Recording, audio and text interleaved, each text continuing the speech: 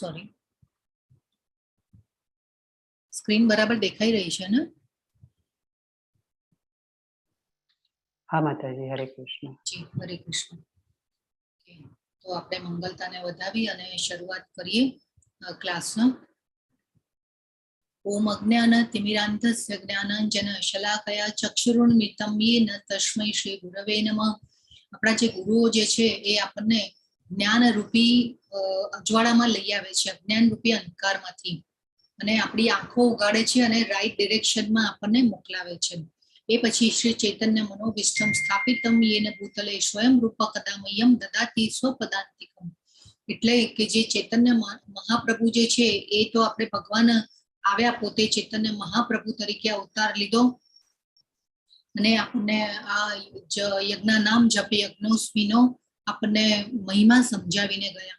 અને આ જે છે ને નીચે આ જે દેખાય છે એ ષડ ગોસ્વામી જે છે એમાંના ઇસ્કોન સંપ્રદાયના જે મહાન આચાર્યો જે થઈ ગયા એમાંના રૂપ ગોસ્વામી છે। ષડ ગોસ્વામીઓના મુખ્ય ગોસ્વામીઓ કે જેને આ ભાગવતમની બધી લિપિ બનાવવામાં, અને આપણે જે શીલા પ્રભુપાદની જે ભગવદ ગીતા અને એમના જે એમને બધી જે આ ભાગવતમ ને બધાની રચના કરી એ આ બધાની ટિપ્પણીઓ ઉપરથી શીલા પ્રભુપાદે બધી રચના કરેલી છે। એટલે આ પરંપરામાં આવેલા ગુરુઓ છે। અને આપણે જાણ્યું કે શીલા પ્રભુપાદ જે છે એ 32મા નંબર ઉપર આવે છે। એ પછી વંદેહમ શ્રી ગુરુ શ્રીયુતપદ કમલમ શ્રી ગુરુન વૈષ્ણવાંશ્ચ શ્રી રૂપમ સાગ્રજાતમ સગણ રઘુનાથાન્વિતમ તમ સજીવમ। તો આ ષડ ગોસ્વામીઓ છે। તો આ ષડ ગોસ્વામીઓએ જે વૃંદાવન મોગલો આવ્યા અને જે તહસ નહસ થઈ ગયું હતું, એ લોકોએ આપણા મંદિરોને તોડ્યા હતા। અંગ્રેજો આવ્યા એ પછી તો અંગ્રેજોએ તો વળી સાવ આપણી શ્રદ્ધાને નાશ કરી, અને એ જ અંગ્રેજોને પાછા ચૈતન્ય આપણે શીલા પ્રભુપાદ આપણા આચાર્ય એ પાછા ત્યાં જઈ અને એ લોકોના દેશોમાં જઈને પાછું આ જ જ્ઞાનને સમજાવી આવ્યા। અને જો કેટલું જેને કહેવાય ને કે તો આ એ અંગ્રેજોને આ બધું પાછું જ્ઞાન સમજાવી આવ્યા। એકચ્યુઅલી તો આપણા દેશમાં જયારે અંગ્રેજો આવે ને ત્યારે આ બધી આપણી ભાગવતમની અનેક કથાઓ છે કે પહેલા તો આપણા શાસ્ત્રોમાં લખેલું છે, વિમાનો પણ હતા અને કેટલું બધું આપણે શાસ્ત્રોમાં બધું લખેલું છે, પણ એ બધું મીથ માનતા હતા। તો આ અંગ્રેજો છે ત્યારે તહસ નહસ થઈ ગયેલું વૃંદાવનની અત્યારે જે આપણે યાત્રા સરસ રીતે કરી રહ્યા છીએ ને, એ આ ષડ ગોસ્વામીઓએ વૃંદાવનને ઊભું કરવામાં એમનો બહુ મહત્વનો ફાળો છે। એ પછી આપણે આવે છે કે આ ચૈતન્ય મહાપ્રભુ, જે મારો કર્સર દેખાઈ રહ્યો છે ને, એ ચૈતન્ય મહાપ્રભુ જે છે। એ પછી આવે છે નિત્યાનંદ પ્રભુ એટલે કે બલરામજી। આપણે જોઈ ગયા ગોલોક ચાટમાં પણ સૌથી પહેલો વિસ્તાર જે છે ને એ થાય છે બલરામજીનો, અને એ બલરામજીનો વિસ્તાર અને પછી જે રાસલીલામાં જે ભગવાને રાસલીલામાં બધી ગોપીઓ સાથે જે અનેક વિસ્તારો કર્યા, ગોપીઓની સાથે અલગ અલગ વિસ્તારો કર્યા, એ એમનો સૌથી પ્રથમ વિસ્તાર છે। ને પછી બલરામમાંથી 4 વિસ્તાર થાય છે, સંકર્ષણ, અનિરુદ્ધ, પ્રદ્યુમ્ન અને વાસુદેવ। તો આ રીતે જેને કહેવાય ને કે આ ચૈતન્ય મહાપ્રભુ જે છે, પછી આ નિત્યાનંદ પ્રભુ, પછી આ અદ્વૈત પ્રભુ।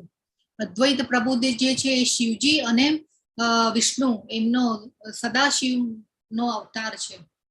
એટલે આ રીતે ભગવાનની સાથે બધા ગુરુઓ જે છે એ આવે છે। આપણે પંચતંત્ર મંત્ર જે બોલીએ છીએ ને, જસ્ટ અ મિનિટ,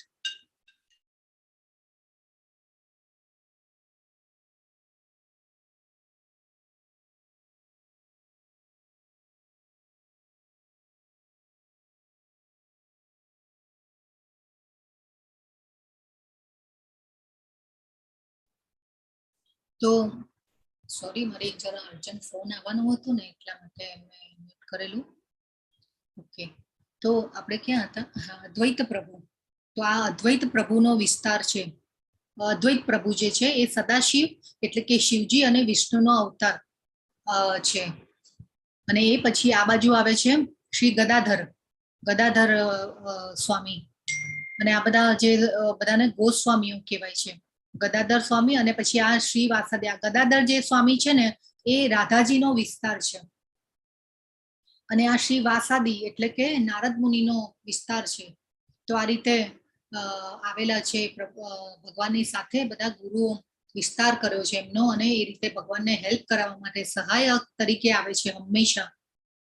એ પછી આપણે જાણ્યું કે યદુકુળમાં પણ અનેક દેવી દેવતાઓએ પુણ્યાત્માઓના ઘરોમાં જન્મ લીધેલો, કેમ કે ભગવાન પ્રગટ થવાના હતા ને એમને સહાય કરવા માટે. ખૂબ સરસ આપણે ભાગવતમને પણ જાણવું જોઈએ. સાદ્વૈતમ સાવધૂતમ પરિજન સહિતમ કૃષ્ણ ચૈતન્ય દેવમ શ્રી રાધા કૃષ્ણ પાદા સહગણ લલિતા શ્રી વિશાખાન્વિતાંશ. હવે આજે શ્રી લલિતા સખી, વિશાખા સખી, એવી રીતે આપણે આ જે છે ને એ રાધાજીની સખીઓ છે કે જે રાધાજીને પણ મદદ કરી રહી છે કૃષ્ણની સેવા કરવા માટે. સેવા કરવામાં હંમેશા આ બધી સખીઓ જે છે રાધાજીની સાથે હોય છે. અને આપણે એક રૂપ મંજરી કરીને સખી છે, એ આ રૂપ ગોસ્વામી છે, આપણા જે ઇસ્કોનના સંપ્રદાયના જે રૂપ ગોસ્વામી, જે મેં તમને પહેલો ફોટો બતાવ્યો ને, એ રૂપ મંજરી તરીકે પણ આવેલા છે ભગવાનની સાથે એક અવતારમાં. હે કૃષ્ણ કરુણા સિંધો દીનબંધો જગતપતે ગોપેશ ગોપિકા કાંત રાધા કાંત નમોસ્તુતે.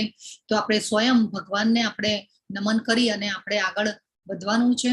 એ પછી તપ્ત કાંચન ગૌરાંગી રાધે વૃંદાવનેશ્વરી વૃષભાનુ સુતે દેવી પ્રણમામી હરિપ્રિય.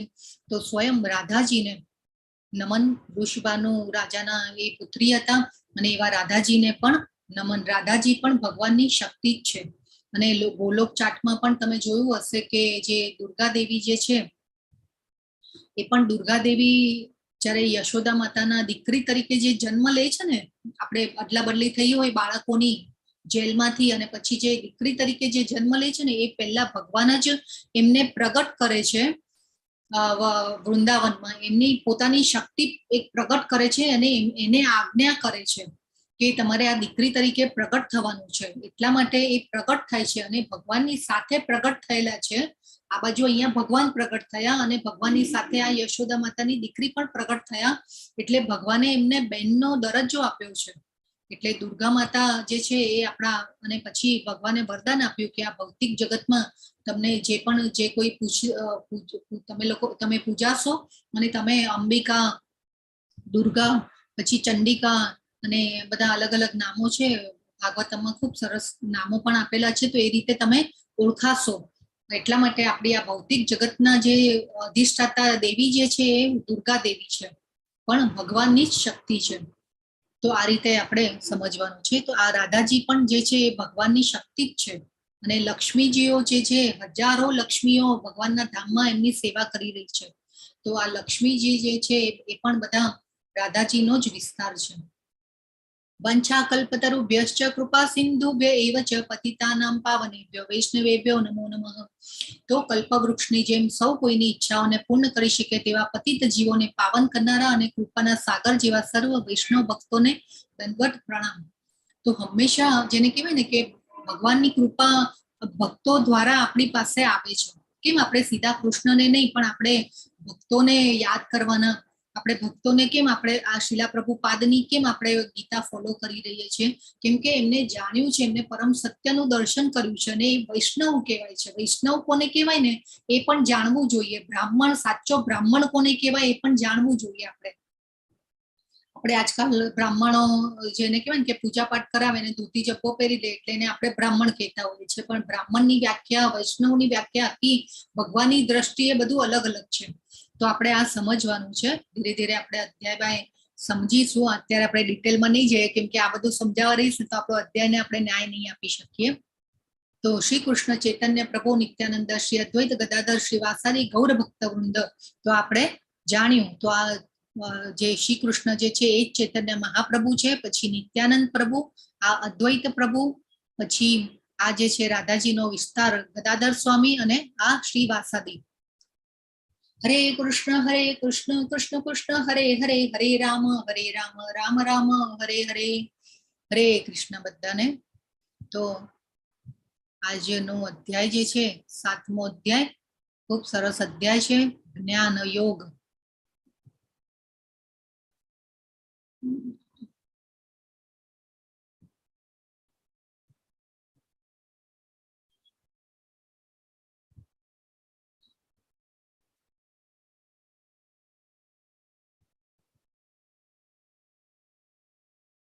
સોરી, જરા મારે સ્લાઇડ બધી ચેન્જ કરવી પડશે.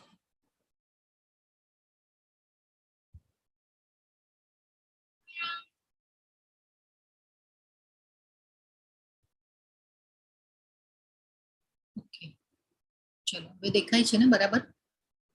મારી સ્લાઇડ દેખાય છે? હા માતાજી, હવે એનલાર્જ કરી લીધી એટલે સારું લાગે છે. બરાબર. થેન્ક યુ માતાજી. તો આજનો જે અધ્યાય છે પરમેશ્વરનું જ્ઞાન. હરે કૃષ્ણ. તો ભગવાનનું જ્ઞાન ખૂબ સરસ અધ્યાય છે. આપણે ભગવદ્ ગીતાનો આપણે એક પડાવ પૂરો કર્યો. 1 થી 6 અધ્યાય કર્મયોગ હતા. આપણે 6 અધ્યાયોને વહેંચવામાં આવ્યા છે. કેવી રીતે વહેંચવામાં આવે છે કોઈને ખ્યાલ છે? નામ આપીને. આપણે પહેલા 1 થી 6 અધ્યાય કર્મયોગ છે, પછી 7 થી 12 અધ્યાય કયા કહેવાય છે? જ્ઞાન યોગ, અને પછીના 6 ભક્તિ યોગ, 12 થી 18. આ 7 થી 12 જે અધ્યાય છે ને એ ભક્તિ યોગ છે, અને યસ 13 થી 18 છે એ જ્ઞાન યોગ છે. ખૂબ સરસ. હા, 12મો ભક્તિ યોગ છે. જી 12મો અધ્યાય ભક્તિ યોગ છે, પણ 7 થી 12 જે અધ્યાય છે એ ભક્તિ યોગ કહેવાય છે. અને પછી જ્ઞાન યોગ. એ પછી આપણે જાણ્યું હતું કે ભગવદ્ ગીતામાં આપણે 5 વિષયોને જોવાના છે. કયા કયા વિષયો જે આપણે સમજવાના છે ભગવદ્ ગીતામાંથી? 5 વિષયો આપણે પહેલા જ અધ્યાયમાં જોયું હતું. 5 વિષયોને આપણે કવર કરવાના છે. આપણે કયા કયા વિષયોને સમજવાના છે? ઓકે, તો જીવ. 5 વિષયો ભગવદ્ ગીતાના આપણે સમજવાના છે. જીવ, પ્રકૃતિ, કર્મ, કાળ અને ભગવાન. તો આપણે બીજા અધ્યાયમાં જીવ એટલે કે આત્માનું જ્ઞાન અને ભગવાન વિશે આપણે જાણ્યું. ભગવાનની 2 ટાઈપની અનુભૂતિ આપણે જોયેલી હતી. બે રીતે આપણે વ્યાખ્યા જોયેલી હતી કે ભગવાન કોને કહેવાય. બીજા અધ્યાયમાં કોણ કહેશે? હરે કૃષ્ણ. 2 રીતે આપણે વ્યાખ્યાઓ જોયેલી હતી બીજા અધ્યાયમાં. ચલો આપણે થોડું રિવિઝન કરી લઈએ, કેમ કે આપણે આગળ ભણીએ ને પછી પાછળનું ભૂલતા નહીં જવાનું. બરાબર? ઓકે, ચલો. તો ભગવાનની અનુભૂતિના તબક્કા કહો. ચલો મને કોણ કોણ કહેશે?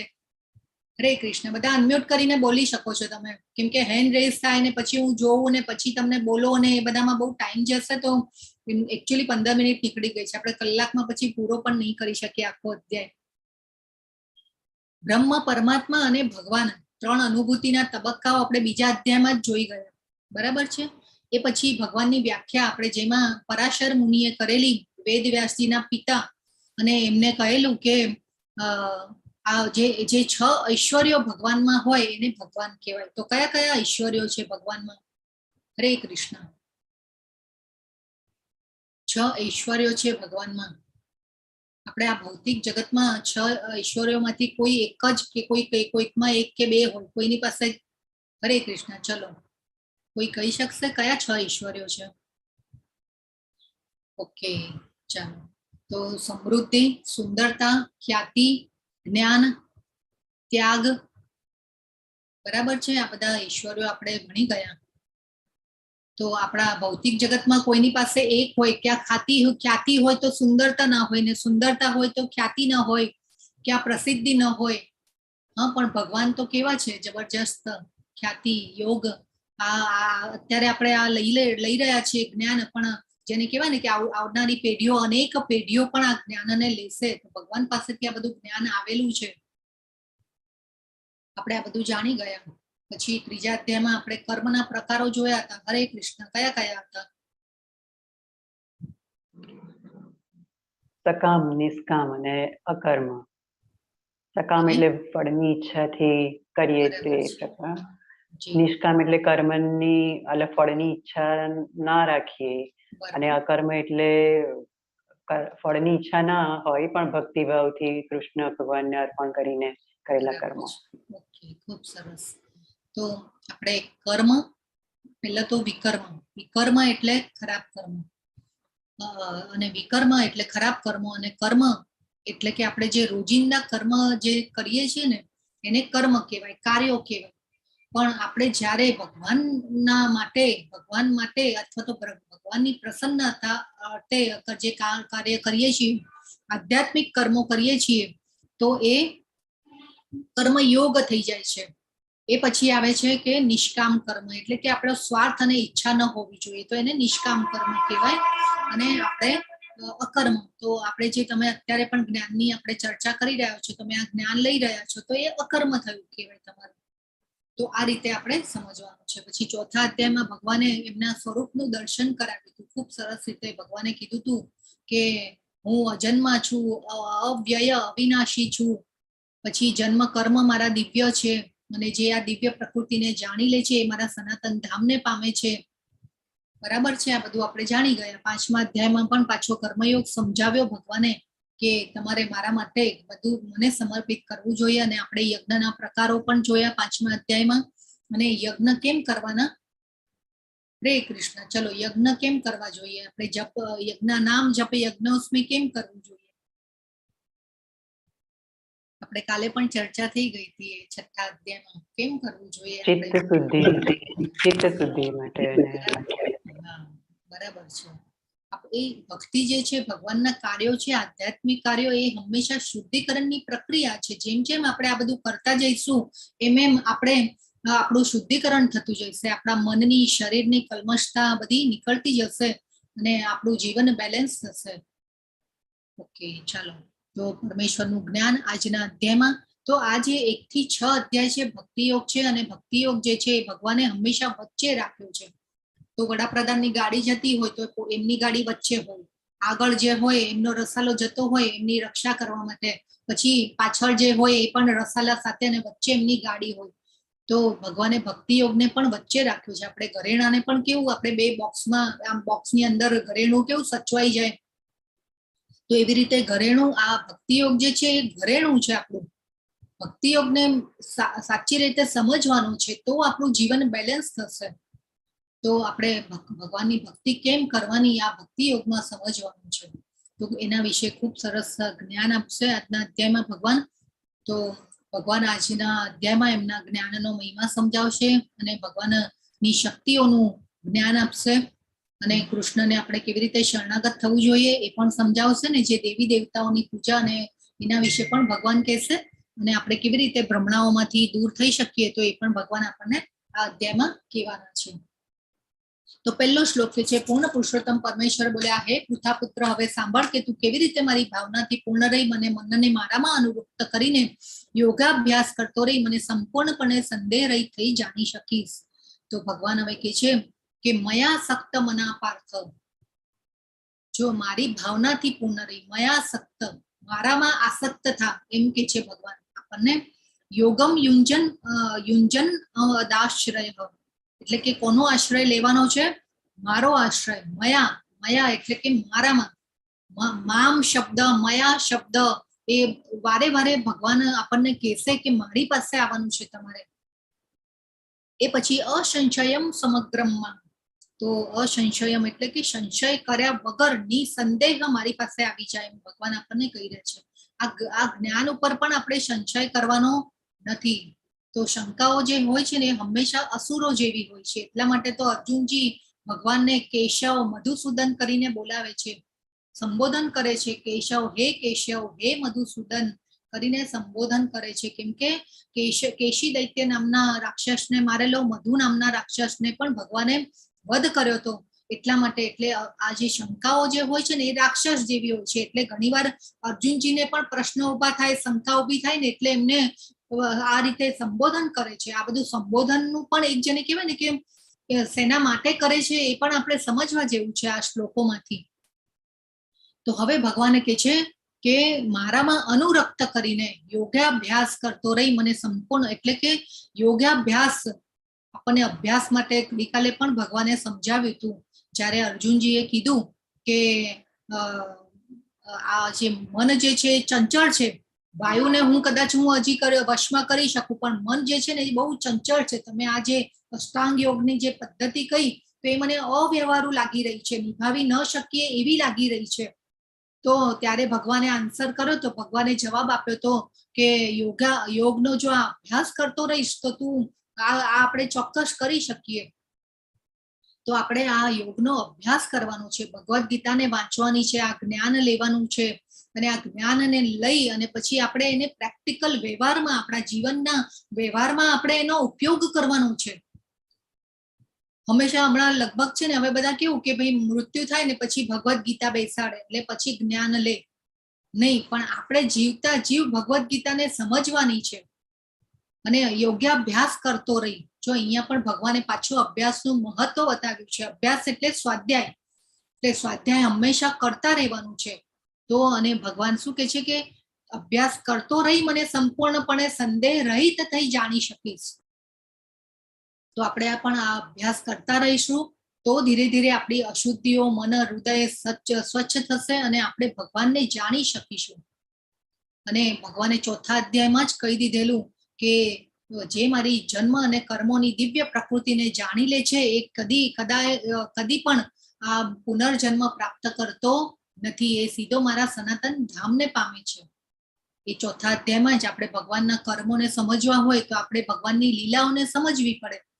કેટલી અસામાન્ય લીલાઓ કરી ભગવાને. અહીંયા જયારે આ ધરાતલ ઉપર પ્રકટ થયા, ભગવાન અજન્મા છે. જો હું પ્રકટ શબ્દ બોલું છું, હું જન્મ્યા એમ નથી કહી રહી. ભગવાન પ્રકટ થાય છે હંમેશા એમના ધામમાંથી. ભગવાન તો અજન્મા છે. તો એટલા માટે જયારે ધરાતલ ઉપર પ્રગટ થયા ત્યારે પણ જેને કહેવાય ને કે આપણે કઈ વાત ઉપર હતા,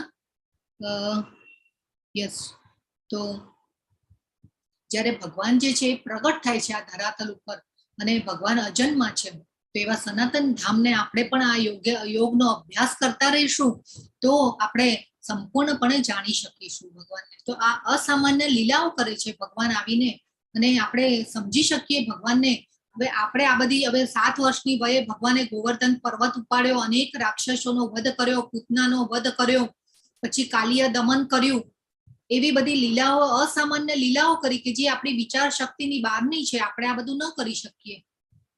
તો અને ત્યારે પણ તો પણ કોઈ જાણી શકતું નથી ભગવાનને. આગળ કહેશે ભગવાન કે આ ધરાતલ ઉપર આવી અને હું જયારે આ ધરાતલ ઉપર આવું છું ત્યારે મૂર્ખ લોકો મારો ઉપહાસ કરે છે, મને કોઈ જાણી શકતું નથી.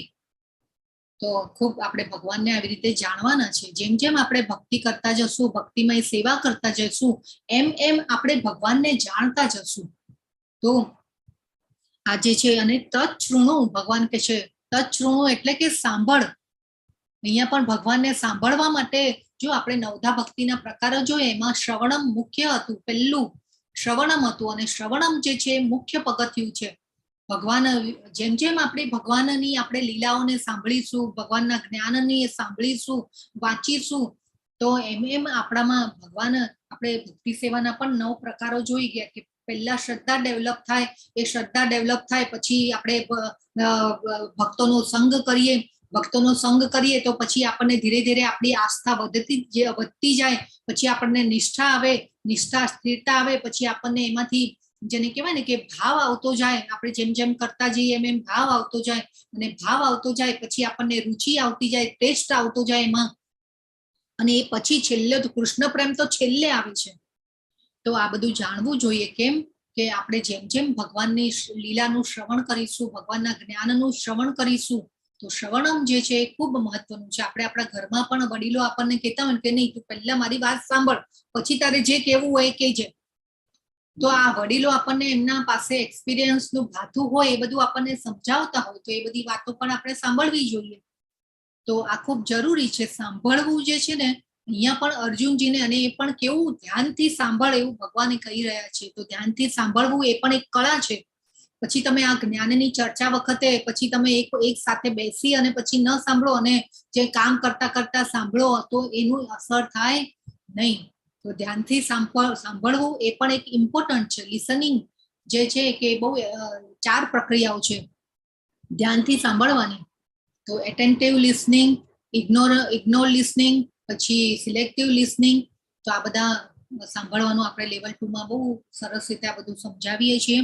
તો તમે જરૂર બધા લેવલ 2 માં આવજો. તો આ બધા ડિટેલમાં સમજાવવામાં આવે છે શ્લોકો. એ પછી હવે ભગવાન કે છે હું તને પૂર્ણ રૂપે ઇન્દ્રિય ગમ્ય તથા દિવ્ય એમ બંને જ્ઞાન વિશે કહીશ. આ જાણ્યા પછી તારે જાણવા યોગ્ય કશું જ બાકી રહેશે નહીં.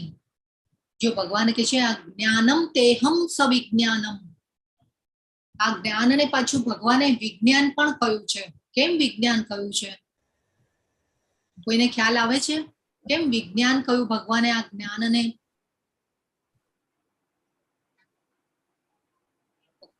ચાલો, તો આ જ્ઞાન જે છે આપણને બીજા અધ્યાયમાં જ પેલું આપણે શરીર નથી આત્મા છીએ ભગવાને કહી દીધું આપણને, બરાબર. તો આ આત્માનું જ્ઞાન આપણને કોઈ યુનિવર્સિટીમાં કે કોલેજોમાં કે સ્કૂલોમાં ભણાવવામાં આવે છે નથી આવતું. આ ભગવાન પાસેથી આપણને મળેલું જ્ઞાન છે. હરે કૃષ્ણ, પ્લીઝ મ્યુટ રાખજો. તો આ ભગવાન પાસેથી જ્ઞાન મળેલું છે ને એ જ્ઞાન કેવું છે? દિવ્ય છે.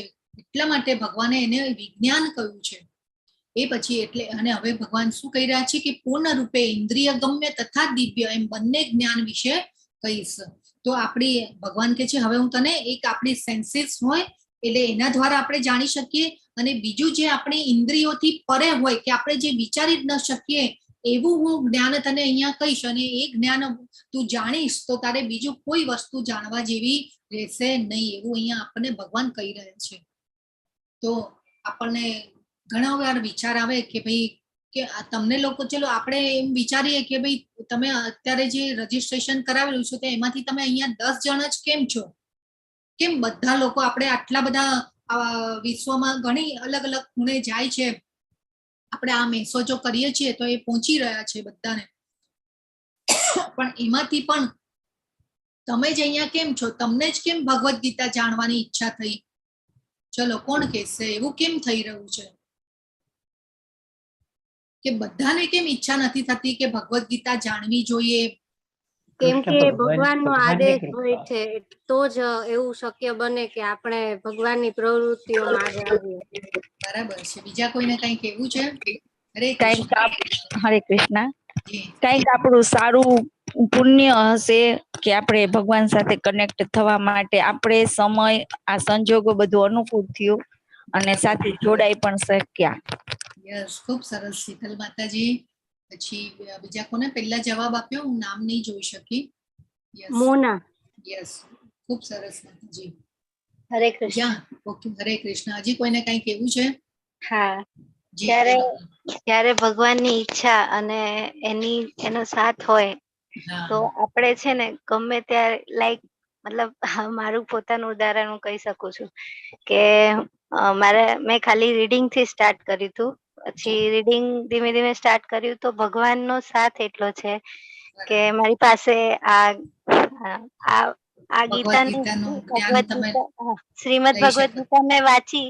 પછી આપણે જે ગીતા અત્યારે ભણીએ છીએ ને એ ગીતા મારી પાસે નહીં હતી, તો મેં જોઈન કર્યું. પહેલો દિવસ ગયો, પછી તે દિવસે હું નીકળેલી કે મને બી જોઈએ છે ભગવદ ગીતા, પણ નિયર બાય કઈ મંદિર નથી. તો હું રસ્તા પર જઈ રહી હતી તો 4 રસ્તા પર આપણા ઇસ્કોનના જે બધા સંતો હોય ને એ લોકો મને મળી ગયા. એ લોકો મને મળી ગયા. એ લોકોએ મને ભગવદ ગીતા હું એવું માનું છું કે જયારે તમે મનથી મતલબ પોતાના મનથી તમે ઈચ્છા કરો ને ત્યારે યસ, ખૂબ સરસ માતાજી. આપણો ટાઈમ જઈ રહ્યો છે. સોરી. યસ, નો પ્રોબ્લેમ. તમે જે મને જે ટૂંકમાં સમજાવ્યું ને એટલે હું એનો મીનિંગ સમજી ગઈ. ઓકે, આપણે આગળ જઈએ. ખૂબ સરસ માતાજી. જો ભગવાન અનુકૂળતા આપણને છે ને આવી કરી આપે, આપણી ઈચ્છા હોય ને આપણે મનથી ઈચ્છા કરીએ ને તો આ ખૂબ જરૂરી છે કે ભગવાન આપણને ઈચ્છા કરી અને આ આપણી પૂરી કરે ભગવાન. આપણે ગઈકાલે પણ જોયું હતું અધ્યાયમાં કે આપણે જે ભક્તિ અધૂરી રહી ગઈ હોય તો આપણે નેક્સ્ટ જન્મમાં પણ આપણને ભગવાન એવી અનુકૂળતા કરી આપે કે આપણે ભક્તિ કરી શકીએ. આપણે ગઈકાલે જ જોઈ ગયા હતા. એટલે આપણે દ્રઢ નિશ્ચય કરવાનો છે કે મારે જાણવું છે. તો આટલા બધામાંથી તમે જ કેમ છો? તો આજે ભગવાન પણ કહેશે. જો ભગવાન શું કહી રહ્યા છે કે મનુષ્યાણામ સહસ્ત્રેષુ કશ્ચિદ યતતિ સિદ્ધયે યતતામપી સિદ્ધાનામ કશ્ચિન મામ વેત્તિ તત્વતઃ.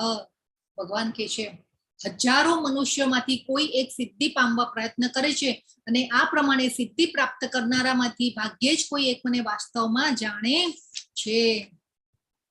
જો કેટલું સરસ, કેટલું બધું ભગવાને આમ કહી દીધું આપણને. મનુષ્યાણામ સહસ્ત્રેષુ, હજારો મનુષ્યમાંથી કોઈ એક જ મને સિદ્ધિ પામવા પ્રયત્ન કરે છે અને આ પ્રમાણે સિદ્ધિ પ્રાપ્ત કરનારામાંથી ભાગ્યે જ કોઈ એક મને વાસ્તવમાં જાણે છે.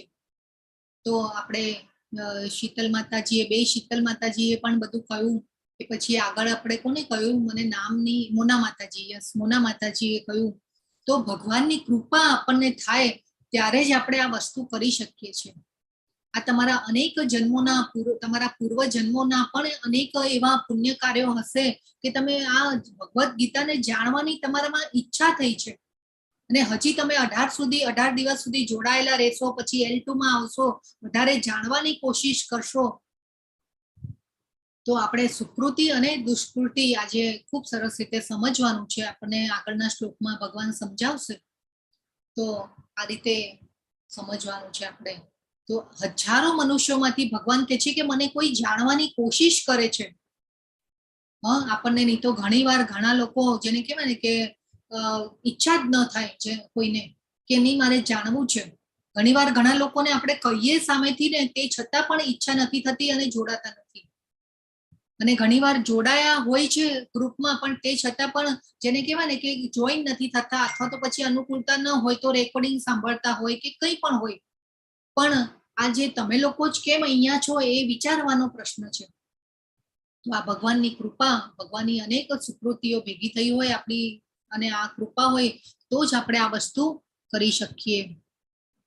ઓકે, ચલો હવે 8 તત્વોના નામ જણાવો કે આપણું શરીરને શેનાથી બનેલું છે. કોઈને ખ્યાલ છે કે કયા 8 તત્વો છે? પૃથ્વી, જળ, હરે કૃષ્ણ. જી બોલો. પૃથ્વી, જળ, બધા બોલી શકે છે. અહીંયા હું જોઈ રહી છું કે કોણ કોણ બોલી રહ્યા છે, એટલે મને અહીંયા દેખાઈ રહ્યું છે, એટલે બધા અનમ્યુટ કરીને બોલી શકે છે. આપણે એક જણને બોલાવવા જઈશું ને વારાફરતી તો પછી આપણો ટાઈમ જશે, આપણે ન્યાય નહીં આપી શકીએ અધ્યાયને. ઓકે, એટલે જેને પણ બોલવું હોય ને એ બધા બોલી શકો. તમે અનમ્યુટ કરીને બોલો એટલે મને ખ્યાલ આવી જશે. પૃથ્વી, જળ, જી બધા અગ્નિ, બોલો. યસ, હા. વાયુ શીતલ માતાજી પણ અને બોલી રહ્યા. અવકાશ. જી સોરી માતાજી, તમને મેં ઇન્ટરપ્ટ કર્યા, પણ પછી આપણો ટાઈમ જાય ને. ના એવું કઈ નહીં. આ જતા પણ મને 5 તત્વ આપણે કે ને શરીર 5 તત્વ, એટલે મને 2-3 યાદ એટલે હું બોલતી હતી, હજી વિચારતી હતી ત્યાં પછી બોલતા હતા. એટલે ખૂબ સરસ માતાજી. ઓકે, તમે બધા સરસ જવાબો આપી રહ્યા છો, તો મને પણ આનંદ થાય છે. ગમે આવું ઇન્ટરેક્શન થાય ને આપણે એકબીજા વચ્ચે, તો આપણને બધાને આનંદ આવે. કે મને પણ આમ ગમે બધાની સાથે, તમારી સાથે આવો ભક્તોનો સંગ મળવો ને એ બહુ દુર્લભ છે. તો આ આપણને ગમતું હોય કે આવી ચર્ચાઓ કરી. નહીં તો ભૌતિક વાતો કરવા વાળા બહુ મળી જાય છે, પણ જેને કહેવાય ને કે ભગવાનની ચર્ચા કરવા વાળા આજકાલ બહુ ઓછા મળે છે આપણને. આ તો અમારું એવું થોડું પુણ્ય કે અમારે તમારો કોન્ટેક્ટ થયો ને આવી રીતે તમારી પાસેથી જાણવા મળે છે. જી થેન્ક યુ માતાજી. ઓકે, ચલો તો આગળ જઈએ. ભગવાન શું કહી રહ્યા છે? તો જો ભગવાન શું કહી રહ્યા છે, ભૂમિ રાપો નલો વાયુ ખમ મનોબુદ્ધિ રેવ ચ અહંકાર ઇતિ યમ મે ભિન્ના પ્રકૃતિ રષ્ટદા. તો પૃથ્વી, જળ, અગ્નિ, વાયુ, આકાશ, મન, બુદ્ધિ તથા અહંકાર એ 8 મારી વિભિન્ન ભૌતિક શક્તિઓ છે. જો ભગવાન હવે છે ને અહીંયા આપણને એમની શક્તિઓનો પરિચય આપે છે. 4થા અધ્યાયમાં ભગવાને એમના સ્વરૂપનું દર્શન કરાવેલું. હવે આ અધ્યાયમાં ભગવાન આપણને એમની શક્તિઓનું દર્શન કરાવે છે. ખૂબ સરસ. જો ભૂમિ રાપો નલો વાયુ, પૃથ્વી, ભૂમિ એટલે પૃથ્વી, પછી જેને કહેવાય ને કે પૃથ્વી, જળ, અગ્નિ, વાયુ, આકાશ, એટલે આ 5 મહાભૂતો છે. અને આપણે જેને કહેવાય ને કે મન, બુદ્ધિ અને અહંકાર એ સૂક્ષ્મ શરીર કહેવાય આપણું, કે જેને આપણે જોઈ નથી શકતા. પણ આ પૃથ્વી, જળ, અગ્નિ, વાયુ, આકાશ એને આપણે જોઈ શકીએ છીએ, પણ મન, બુદ્ધિ, અહંકારને આપણે જોઈ શકતા નથી. પરંતુ અહીંયા ભગવાન શું કહી રહ્યા છે કે એ મારી વિભિન્ન ભૌતિક શક્તિઓ છે. તો આ રીતે આપણે જાણવાનું છે. જો ભગવાને શું કહી દીધું કે અને આપણે પણ આપણું શરીર પણ 5 મહાભૂતોમાંથી જ બનેલું છે. તો આપણે પણ ભગવાનની શક્તિ થયા કે નહીં? બોલો, હે થયા ને? હા, યસ, બરાબર છે. તો આ રીતે જે પ્રકૃતિ જે છે એ આપણને શરીર આપતી હોય છે. પ્રકૃતિ આપણી માતા છે. હવે ભગવાન કે છે, વળી હે મહાબાહુ અર્જુન, આ નિકૃષ્ટ શક્તિ ઉપરાંત મારી એક અન્ય ચડિયાતી પરાશક્તિ પણ છે કે જે જીવોની બનેલી છે અને જે ભૌતિક પ્રકૃતિ સાથે સંઘર્ષ કરે છે અને તેના સંસાધનોનો ઉપભોગ કરે છે. જો પહેલા આપણને કીધું ભગવાને કે પૃથ્વી, જળ, અગ્નિ, વાયુ, આકાશ, મન, બુદ્ધિ અને અહંકાર એ મારી ભૌતિક શક્તિઓ છે. તો આપણે અહીંયા જાણીએ પહેલા કે મન, બુદ્ધિ અને અહંકાર. તો મન જે છે એ ઈચ્છાઓ ઉત્પન્ન કરે, હા, ઈચ્છાઓ ઉત્પન્ન કરે. બુદ્ધિ જે છે એ મનને કે ભાઈ આ સારું છે તારા માટે, આ નથી સારું તારા માટે, અને સમજાવે કે ભાઈ આ રસ્તે નહીં જા, તું આ રસ્તે જા, આ રસ્તે જઈશ તો તું ફંટાઈ જઈશ. એ આપણને બુદ્ધિ સમજાવતી હોય. તો આ મન અને બુદ્ધિમાં આ ફરક છે. તો અહંકાર જે છે એ અહંકાર જે છે એ આપણામાં અહંકાર કેવો હોય છે, હંમેશા આપણે અહંકારમાં રહેતા હોઈએ છીએ કે મારી પાસે આટલું ધન છે, સંપત્તિ છે, પાવર છે, પોઝિશન છે, મારી પાસે આ છે, મારી પાસે પેલું છે, કેટલું બધું. તો આ મિથ્યા અહંકાર કહેવાય આપણો.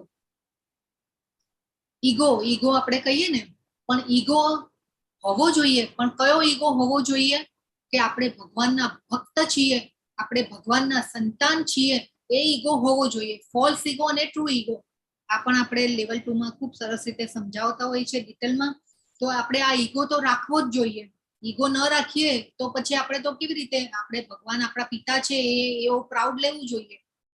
તો આ ઈગો છે આપણો એક, આપણે ભગવાનના ભક્ત છીએ એ આપણે ઈગો રાખવો જોઈએ, પણ આ ઈગો ન રાખવો જોઈએ. ફોલ્સ ઈગો, મિથ્યા અહંકાર ન રાખવો જોઈએ કે મારી પાસે આ છે, પેલું છે.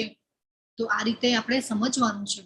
તો હવે પૃથ્વી, જળ, અગ્નિ, વાયુ, આકાશ, મન, બુદ્ધિ અને અહંકાર. હવે ભગવાને કીધું કે હે મહાબાહુ અર્જુન, આ નિકૃષ્ટ શક્તિ ઉપરાંત, એટલે જો નિકૃષ્ટ એટલે કે નિમ્ન કક્ષાની, એટલે ભગવાને છે ને 2 ગ્રેડ કર્યા કે એ ગ્રેડ અને બી ગ્રેડ. આપણે કેવું ભણવામાં આવે ને, એટલે આપણે ભણવામાં એવા વિભાજનો કરીએ ને, એવી રીતે ભગવાને પણ અહીંયા વિભાજન કર્યા કે હે મહાબાહુ અર્જુન, આ નિકૃષ્ટ શક્તિ ઉપરાંત મારી એક અન્ય ચડિયાતી પરાશક્તિ પણ છે કે જે જીવોની બનેલી છે. તો જો હવે આપણે કઈ શક્તિ થયા ભગવાનની? ચલો બોલો, કોણ કહેશે? જીવોની બનેલી છે. તો જો આ બધી જે જીવોની બનેલી શક્તિ છે, જીવાત્માઓની 84 લાખ યોનિઓ જે બનાવી છે ભગવાને, એ જીવાત્માઓ કહેવાય. અલગ અલગ આત્માઓ છીએ આપણે. તો આ ભગવાન શું કહી રહ્યા છે કે એ મારી ચડિયાતી પરાશક્તિ છે, ભગવાન અહીંયા કહી રહ્યા છે. અને એમાં પણ મનુષ્યને તો આપણને બુદ્ધિ આપી અને ભગવાને ખૂબ, જેને કહેવાય ને કે આપણા ઉપર ઉપકાર કર્યો છે કે આપણે આ મનુષ્ય જીવન પામી અને આપણે ભક્તિ કરી અને ભગવાનના ધામમાં પહોંચી શકીએ. બાકી આ જે પશુ યોનિઓ જે છે, પશુ યોની છે કે બીજી બધી જે યોની જે હોય ને, એ ખાલી ઓનલી એન્ડ ઓનલી ભોગ યોની છે. ઓનલી ભોગ યોની કહેવાય, કેમ કે એમાં ખાલી એમના કર્મો એ બાળી શકે, બાકી જેને કહેવાય ને કે નવા ઉત્પન્ન ન કરી શકે. અને કર્મોના અનુસાર અલગ અલગ યોનિઓ મળતી હોય, અલગ અલગ આપણને શરીરો મળતા હોય. તો આ રીતે આપણે પણ અનેક યોનિઓ પાસ કરી અને મનુષ્ય જીવનમાં આવ્યા છે, તો એનો પળે પળનો ઉપયોગ કરવો જોઈએ. અને ઓનલી મનુષ્ય જીવનમાં જ આપણને આ ઓપ્શન છે કે આપણે આપણા સારા કર્મોને આપણે ઉત્પન્ન કરી શકીએ, અને બીજા જે આપણા જે પાપ કર્મો જે હોય, આપણા ખરાબ કર્મો હોય, એને આપણે ભૂસી અને ભગવાનની ભક્તિ અને મહામંત્રના જાપ ને બધું કરી અને આપણા કર્મોને બાળી પણ શકીએ. તો ઓનલી આ જે છે એ ખાલી મનુષ્ય યોનિમાં જ આ ઓપ્શન છે, બાકી કોઈ યોનિમાં આ ઓપ્શન છે નહીં. ઇવન દેવતાઓની કે આપણે જે ઉચ્ચ લોકમાં જઈએ ને, ત્યાં પણ આ ઓપ્શન છે નહીં.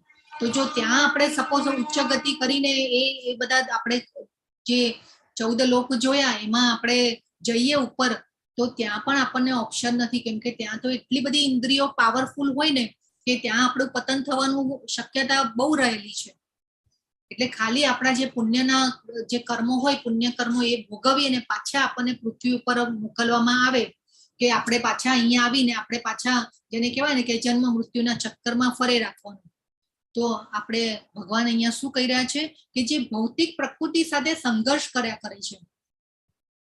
તો આ આપણી ચડિયાતી પરાશક્તિ તો કીધી ભગવાને, પણ એ કેવું કીધું કે આ ભૌતિક પ્રકૃતિ સાથે સંઘર્ષ કર્યા કરે છે. તો આપણું જે આ શરીર જે છે એ આ ભૌતિક પ્રકૃતિનું બનેલું છે, કે આ 5 તત્વોની શક્તિ છે. ભગવાને શું કીધું કે પૃથ્વી, જળ, અગ્નિ, વાયુ, આકાશ, મન, બુદ્ધિ અને અહંકાર એ મારી ભૌતિક શક્તિ છે. અને આ ભૌતિક શક્તિમાંથી આપણું શરીર બનેલું છે, અને આપણે હંમેશા સંઘર્ષ કર્યા કરીએ છીએ. સંઘર્ષ કરીએ છીએ આપણે હંમેશા જીવનમાં. ઓલવેઝ આપણું મૃત્યુ થાય ને ત્યાં સુધી આપણું જીવન સંઘર્ષમય જ હોય છે. આપણે ક્યારેક જેને કહેવાય ને કે જીવનમાં હસતા હોઈએ, રડતા હોઈએ, આપણા કર્મોના હિસાબથી આપણે સુખ અને દુઃખો ભોગવતા હોઈએ, તો આ રીતે આપણે જાણવાનું છે. અને ભગવાન શું કહે છે કે એના સંસાધનોનો ઉપભોગ કરીએ છીએ, એટલે કે આ ભૌતિક શક્તિ જે છે એનો આપણે ઉપભોગ કરી રહ્યા છીએ, કેમ કે આપણે આ શરીર આપણને આપી અને કર્મ કરવાની જગ્યા આપી છે ભગવાને. અને આપણે પૃથ્વી, જળ, અગ્નિ, વાયુ, આકાશ બધું જે છે, આપણે પ્રકાશ, સૂર્યનો પ્રકાશ, પછી અગ્નિ જે ભગવાને બનાવેલું છે, આ બધું જળ, પાણી, તો આ બધું ભગવાને બનાવેલું છે અને એનો આપણે યુઝ કરી રહ્યા છીએ. ભગવાન કોઈ દિવસ ભાડું માંગે છે આપણી પાસેથી? નથી માંગતા. તો આ રીતે ભગવાનને આપણે સમય આપવાનો છે, આપણે ભગવાન માટે કાર્ય કરવાના છે, કેમ કે આ આપણું કોઈ આપણી વસ્તુ છે ને, આ બધું કોઈ માલિકીનું છે જ નહીં. આપણે અહીંયા આપણે આ પૃથ્વી ઉપર આ ભૌતિક જગતમાં આપણે મહેમાન છીએ, તો આપણે આ બધાનો પાછો યુઝ પણ કરી રહ્યા છીએ. આપણે ભગવાનની વસ્તુઓ આપણે વાપરી રહ્યા છીએ. તો ભગવાન તો ક્યારે આપણી પાસે માંગતા નથી, પણ આપણે સામે ચાલીને ભગવાનના કાર્યો કરી અને આપણે પહોંચવાનું છે ભગવાનને ભોગ કેમ લગાવવાનો, ભગવાનને આપણે કેમ, ભગવાન આપણે આપણા માટે કરવાનું છે. આપણી ચેતના શુદ્ધ થશે, જેટલું આપણે ભગવાનનું કાર્ય કરીશું એમ આપણી ચેતના શુદ્ધ થતી જાય છે. તો આ આપણે સમજવાનું છે કે મનુષ્ય જીવન જે છે એ આપણી, જેને કહેવાય ને કે આમ મૂલ્યવાન સંપત્તિ આપી આપણને ભગવાને, શરીર આપીને, મનુષ્ય જીવન આપણને આપીને પહેલી બેન્ચ ઉપર બેસાડે આપણને. હા, આપણે સ્કૂલમાં જઈએ તો આપણને કેવા હોશિયાર છોકરાઓ હોય ને તો એને પહેલી બેન્ચ ઉપર બેસાડે, પછી થોત નિશાળિયા હોય ને એને પાછળની બેન્ચ ઉપર જવા દે. હા, સ્કૂલના ટીચર. તો એવી રીતે ભગવાને આપણને પહેલી બેન્ચ ઉપર બેસાડ્યા આ મનુષ્ય જીવન આપીને. તો આપણે જરૂર પ્રયત્ન કરવો જોઈએ ભગવાનને પાસે પહોંચવાનું. તો ભગવાન કે છે સર્વ સર્જાયેલા જીવોનો ઉદ્ભવ આ બંને શક્તિઓમાં રહેલો છે. આ જગતમાં જે કંઈ ભૌતિક અને આધ્યાત્મિક છે તે સર્વની ઉત્પત્તિ તથા વિનાશરૂપ મને જ જાણ. ભગવાને શું કહી દીધું? જો કેટલા બધા શ્લોકો. આ 7મો અધ્યાય છે ને, બહુ સમજવાનો છે. ભગવાને કીધું સર્વ સર્જાયેલા જીવોનો ઉદ્ભવ આ બંને શક્તિઓમાં રહેલો છે.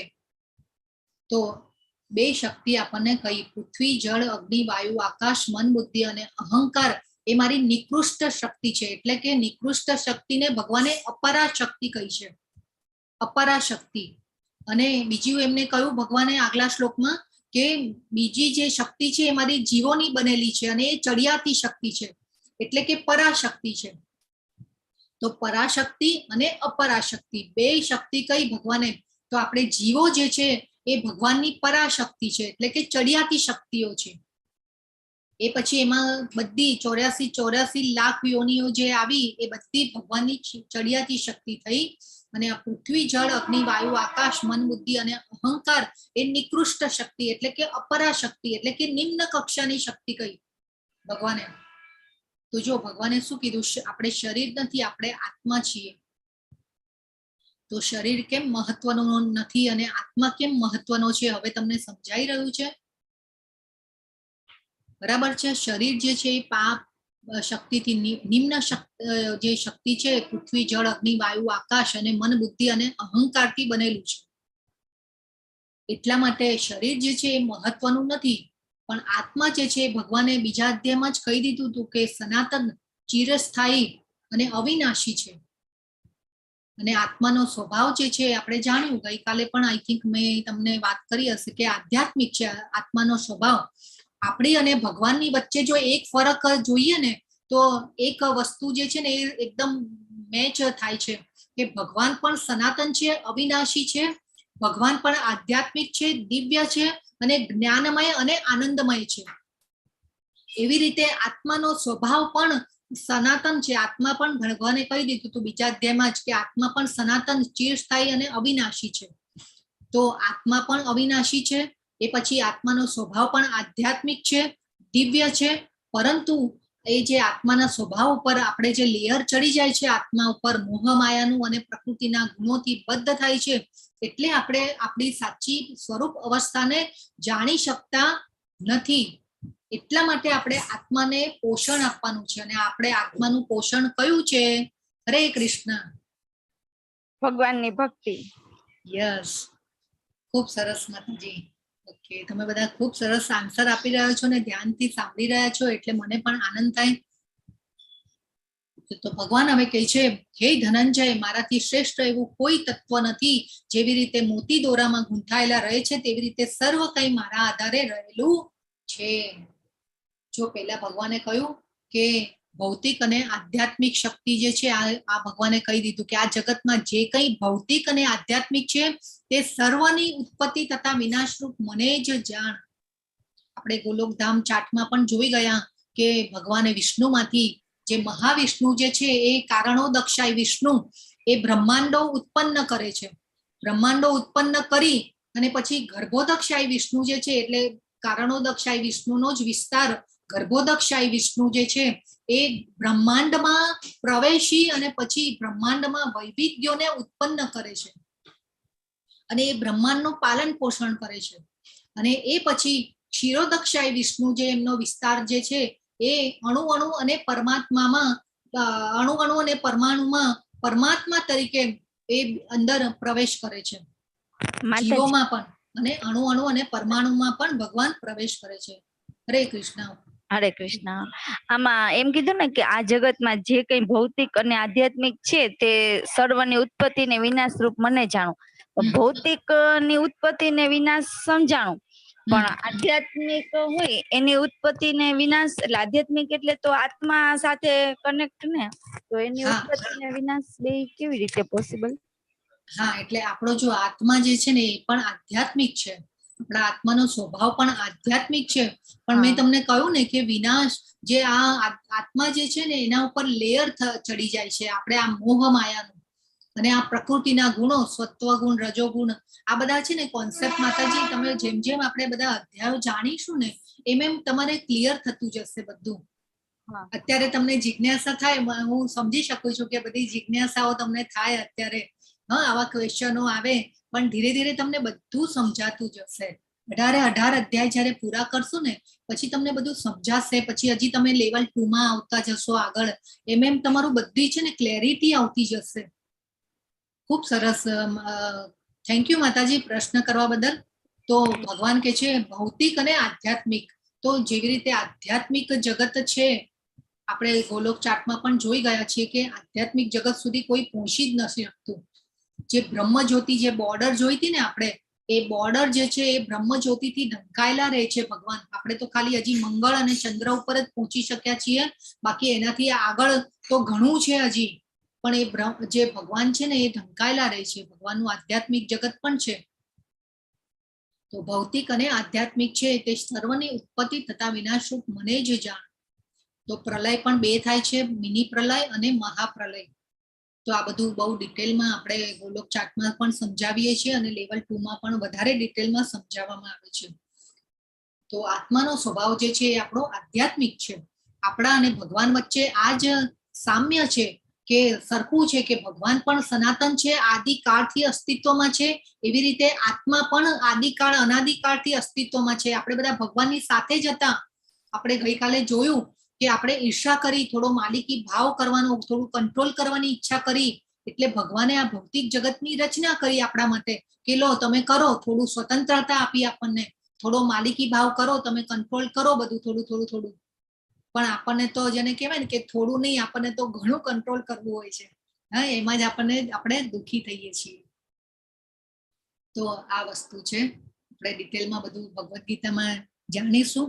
તો ભગવાન કે છે કે જેવી રીતે મોતી દોરામાં ગૂંથાયેલા રહે એવી રીતે મારા થકી બધું જેને કહેવાય ને કે આખું જે જગત જે છે એ સર્વ કંઈ મારા આધારે રહેલું છે. હવે આપણે વિચાર કરીએ કે આ બધા બ્રહ્માંડોમાં પ્રવેશ કરીને બ્રહ્માંડોને કેવી રીતે ધારણ કરી રહ્યા છે ભગવાન. આ જગતનું જે પાલન પોષણ બધું ભગવાન કરી રહ્યા છે. આપણને ઘણીવાર વિચારીએ કે આ શું, આ બધું બાય ચાન્સ ચાલી રહ્યું છે? ના, આ બધું ભગવાન દ્વારા ચાલી રહ્યું છે. મેનેજમેન્ટના પાઠ શીખવા હોય ને તો ભગવાન પાસેથી શીખવા જોઈએ કે કેટલું જબરજસ્ત, અને એ પણ કેવું એફર્ટલેસ ભગવાન મેનેજમેન્ટ કરે છે બધું. અને આપણે તો કોઈ કામ કરવું હોય તો આપણે તો પાછી અમુક તો બધી ભૂલો કરીએ ને કેટલું કરીએ ને તોય પાછા આપણે કહીએ કે હું તો નવરી જ નથી પડતી, હું તો નવરો જ નથી પડતો. પણ ભગવાન તો જો બધું કેટલું સંભાળી રહ્યા છે. વૈકુંઠમાં પણ બેઠા બેઠા બધા ભગવાન એમને મળવા જાય. વૈકુંઠ શું છે ચલો કોણ કહેશે? અને ભગવાનનું ઘર કયું છે અને ભગવાનની ઓફિસ કઈ છે? ગોલોકધામમાં આપણે જોયું હતું. ગોલોકધામ છે એ ભગવાનનું ઘર છે અને વૈકુંઠ જે ભગવાનની ઓફિસ છે. ખૂબ સરસ મોના માતાજી. ઓકે, તો ભગવાનના આધારે બધું રહેલું છે. આપણે બધું જાણી ગયા તો આ બધું ભગવાન જ બધું, ભગવાનની જ બધી યોજના હોય છે ને ભગવાન એવરીથિંગ ઇઝ પ્લાન્ડ. આપણી ડેસ્ટિની પણ પ્લાન્ડ હોય છે, બધું પ્લાન હોય છે. આપણું જેને કહેવાય ને કે પળે પળનો હિસાબ ને અકાઉન્ટ ભગવાન પાસે હોય છે. તો એવું નહીં કે પછી આપણે ચાર બારણા બંધ કરીને આપણે ખરા ખોટા કામો કરી લીધા, એવું નથી. ભગવાન પાસે હંમેશા બધું, ભગવાન આગળ કહેશે અધ્યાયમાં કે હું બધા જીવોને જાણું છું પણ કોઈ મને જાણતું નથી, એવું કહેશે ભગવાન આગળ. તો આપણે હંમેશા વિચાર કરવાનો બધું, કોઈ પણ ખોટું કામ કરતા હોઈએ અને હંમેશા કદાચ કોઈ પર, હવે ભગવાને અર્જુને કીધું હતું કે કેમ આપણે ન કરવું હોય તો પણ આપણે પાપ કર્મમાં પરોવાઈ જઈએ છીએ. ઘણી વાર આપણે એવા કર્મ કરી બેસતા હોઈએ કે આપણને અજાણતા થઈ ગયા હોય કે એટલે એ રીતે. તો આપણે ભગવાન પાસે, ભગવાન સાથે છે ને હંમેશા વાતો કરવાની, ભગવાનની સાથે બેસવાનું, ભગવાન સાથે વાતો કરવાની, ભગવાનની ભક્તિમય સેવા કરવાની. કોઈ ભૂલ થઈ ગઈ હોય તો ભગવાનને કહેવાનું, ભગવાન પાસે એકરાર કરી દેવાનું. બીજા કોઈ પાસે ન કરીએ ને તો કાંઈ નહીં, પણ ભગવાન પાસે હંમેશા કરવાનું. ભગવાન આપણને જાણતા હોય છે, ભગવાન આપણા વિચારોને, ભગવાન આપણી સાક્ષી તરીકે આપણા હૃદયમાં રહેલા છે અને પરમિશન આપનાર છે. તો આ હંમેશા જરૂરી છે. આપણે ભગવાનને આપણા મિત્ર બનાવવાના છે.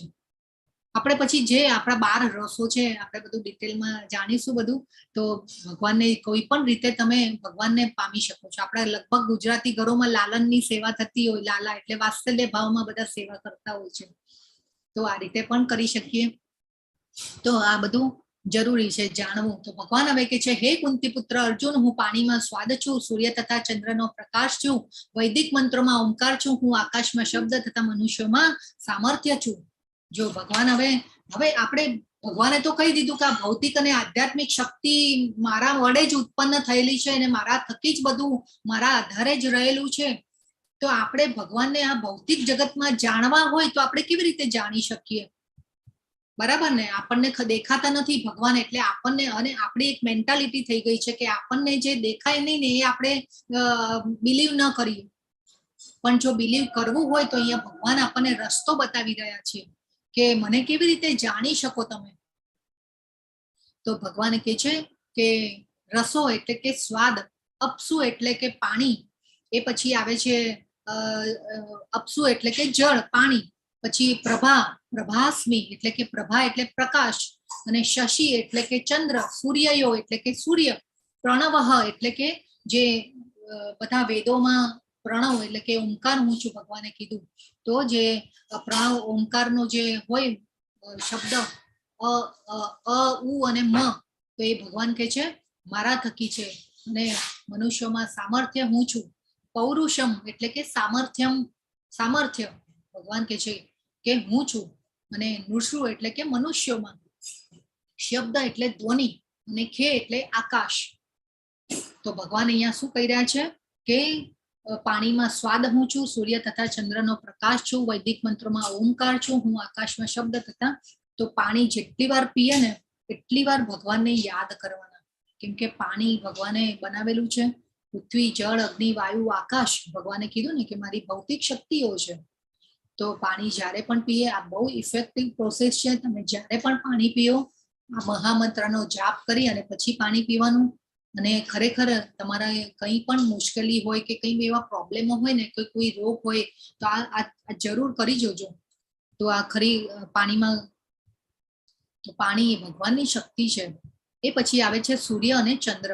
તો આપણે આગળ જોઈશું કે સૂર્ય કેટલો પ્રકાશ આપી રહ્યો છે. હંમેશા દિવસ રાત થાય છે. આપણે કોઈ દિવસ ઘડિયાળ બંધ પડી ગઈ તો એવું થાય છે કે ભાઈ દિવસ અને રાત નથી થતા, કે નથી આપણી ઘડિયાળ બંધ હોય કે ચાલુ હોય, પણ તોય દિવસ ને રાત તો બધું ભગવાને કેવું સરસ ગોઠવેલું છે. તો સૂર્ય જે છે હંમેશા પ્રકાશ, અને સૂર્યની મહત્તા તો આપણને ખબર છે. તો અત્યારે આપણને વિટામિન ડી ની બધી ડેફિશિયન્સી કેમ થાય છે? કેમ કે આપણે સૂર્યમાં રહેતા નથી. સૂર્યના પ્રકાશને આપણે લેતા નથી, આપણે બહાર નીકળતા નથી, આપણે જઈએ બહાર તો આપણે ગાડીમાં જઈએ અને ગાડીમાં પાછા ઘરે આવીએ. એટલે તો હવે તો બધાને D3 ને B12 ના ઇન્જેક્શનો કેમ લેવા પડે છે? કેમ કે ભગવાન આ સૂર્ય જે છે એ ભગવાનની શક્તિ છે. સૂર્ય પણ ભગવાનની પાસેથી તેજ લઈ અને પછી આપણને આપી રહ્યા છે. ચંદ્ર, તો ચંદ્રનો પ્રકાશ પણ વનસ્પતિઓમાં બધો રસ ભરે છે, સ્વાદ ભરે છે. ચંદ્રનો પ્રકાશ આગળ એ પણ ભગવાન કહેશે આપણને. તો આ બધું જાણવું જરૂરી છે. તો એ પછી એને કહેવાય કે અને આધ્યાત્મિક જગત જે છે, ભગવાન જ્યાં રહે છે ને ગોલોકધામ, એમાં તો કોઈ ચંદ્રના કે કોઈ સૂર્યના પ્રકાશની જરૂર રહેતી નથી. ભગવાનના પ્રકાશથી જ બધું ફેલાયેલું છે અને ત્યાં કોઈ રાત અને દિવસ કે કાંઈ હોતું નથી. ત્યાં રાત્રિ પણ નથી અને ત્યાં મૈથુન પણ નથી, જન્મ મૃત્યુ પણ નથી. તો આ રીતે આપણે જોવાનું છે. ઓમકાર, તો ઓમકાર જે છે ભગવાન કે છે કે ઓમકારનો શબ્દ પણ હું છું. ઓમકાર હું છું ભગવાન કે છે. તો ઓમ જે છે આપણે જોઈએ કે બધા પણ વેદો શાસ્ત્રોના જે પણ મંત્રો જે છે એ ઓમથી સ્ટાર્ટ થતા હોય છે. ઓમ નમો ભગવતે વાસુદેવાય. પછી આપણે એ પણ મંત્ર જોઈ લો, ઓમ પૂર્ણમદ પૂર્ણમિદમ પૂર્ણાત પૂર્ણમુદચ્યતે પૂર્ણસ્ય પૂર્ણમાદાય પૂર્ણમેવાવશિષ્યતે. આપણે જોયું તો ભગવાન અનેક વિસ્તારો કરે છે એમના, પણ તે છતાં પણ ભગવાન તો પૂર્ણના પૂર્ણ જ રહે છે. એટલે એના માટેનો શ્લોક છે આ. એ પછી આપણે કોઈ પણ મંત્ર જોઈ લો તમે, ઓમથી સ્ટાર્ટ થતો હશે. તો ભગવાન કે છે કે હું છું. એ પછી આવે છે સામર્થ્ય. તો આપણે કોઈ પણ સારું કામ કરીએ તો એ શક્તિ કોણ આપે છે? એ સામર્થ્ય કોણ આપે છે? આપણને ભગવાન આપે છે. તો એ પછી આપણને અર્જુનને પણ સામર્થ્ય કોને આપ્યું? ભગવાને આપ્યું. એ પછી આવે છે શબ્દ. શબ્દ એટલે ધ્વનિ.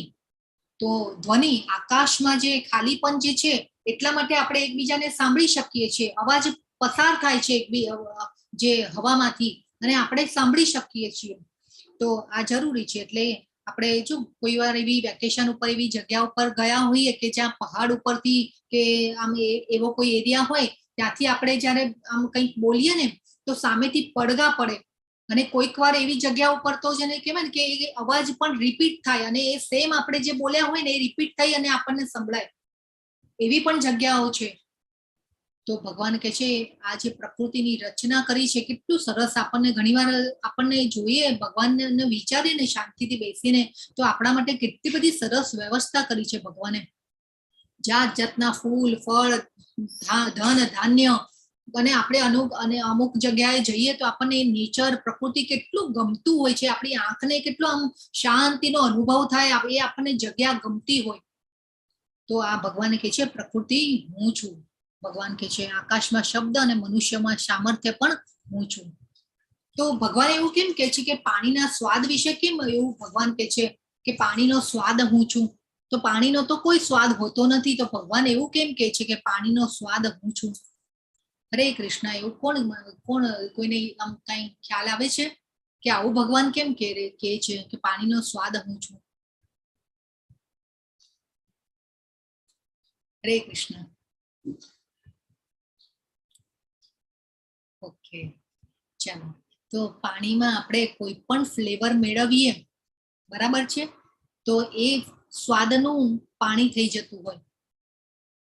આપણે ભગવાનને ભોગ લગાવવા માટે ગરમી હોય તો આપણે ઓલી કેસર નાખીએ, પછી આપણે ખડી સાકર નાખીએ, પછી આપણે થોડું જેને કહેવાય ને કે ઓલું ઠંડુ વસ્તુ આવતી હોય ને એને શું કહેવાય છે? બરાસ કહેવાય. તો એ પણ જરાક મેળવીએ અને પછી એ ભગવાનને ધરાવીએ. ઠંડક, ભગવાનને ઠંડ આમ ગળામાં સારું લાગે તો આપણે એ ફ્લેવર કરીએ તો એ ફ્લેવરનું પાણી થઈ જાય. પછી એ કોઈ પણ તમે જુઓ કે પાણીમાં કંઈ પણ તમે મેળવશો તો એ ફ્લેવરનું પાણી થઈ જશે.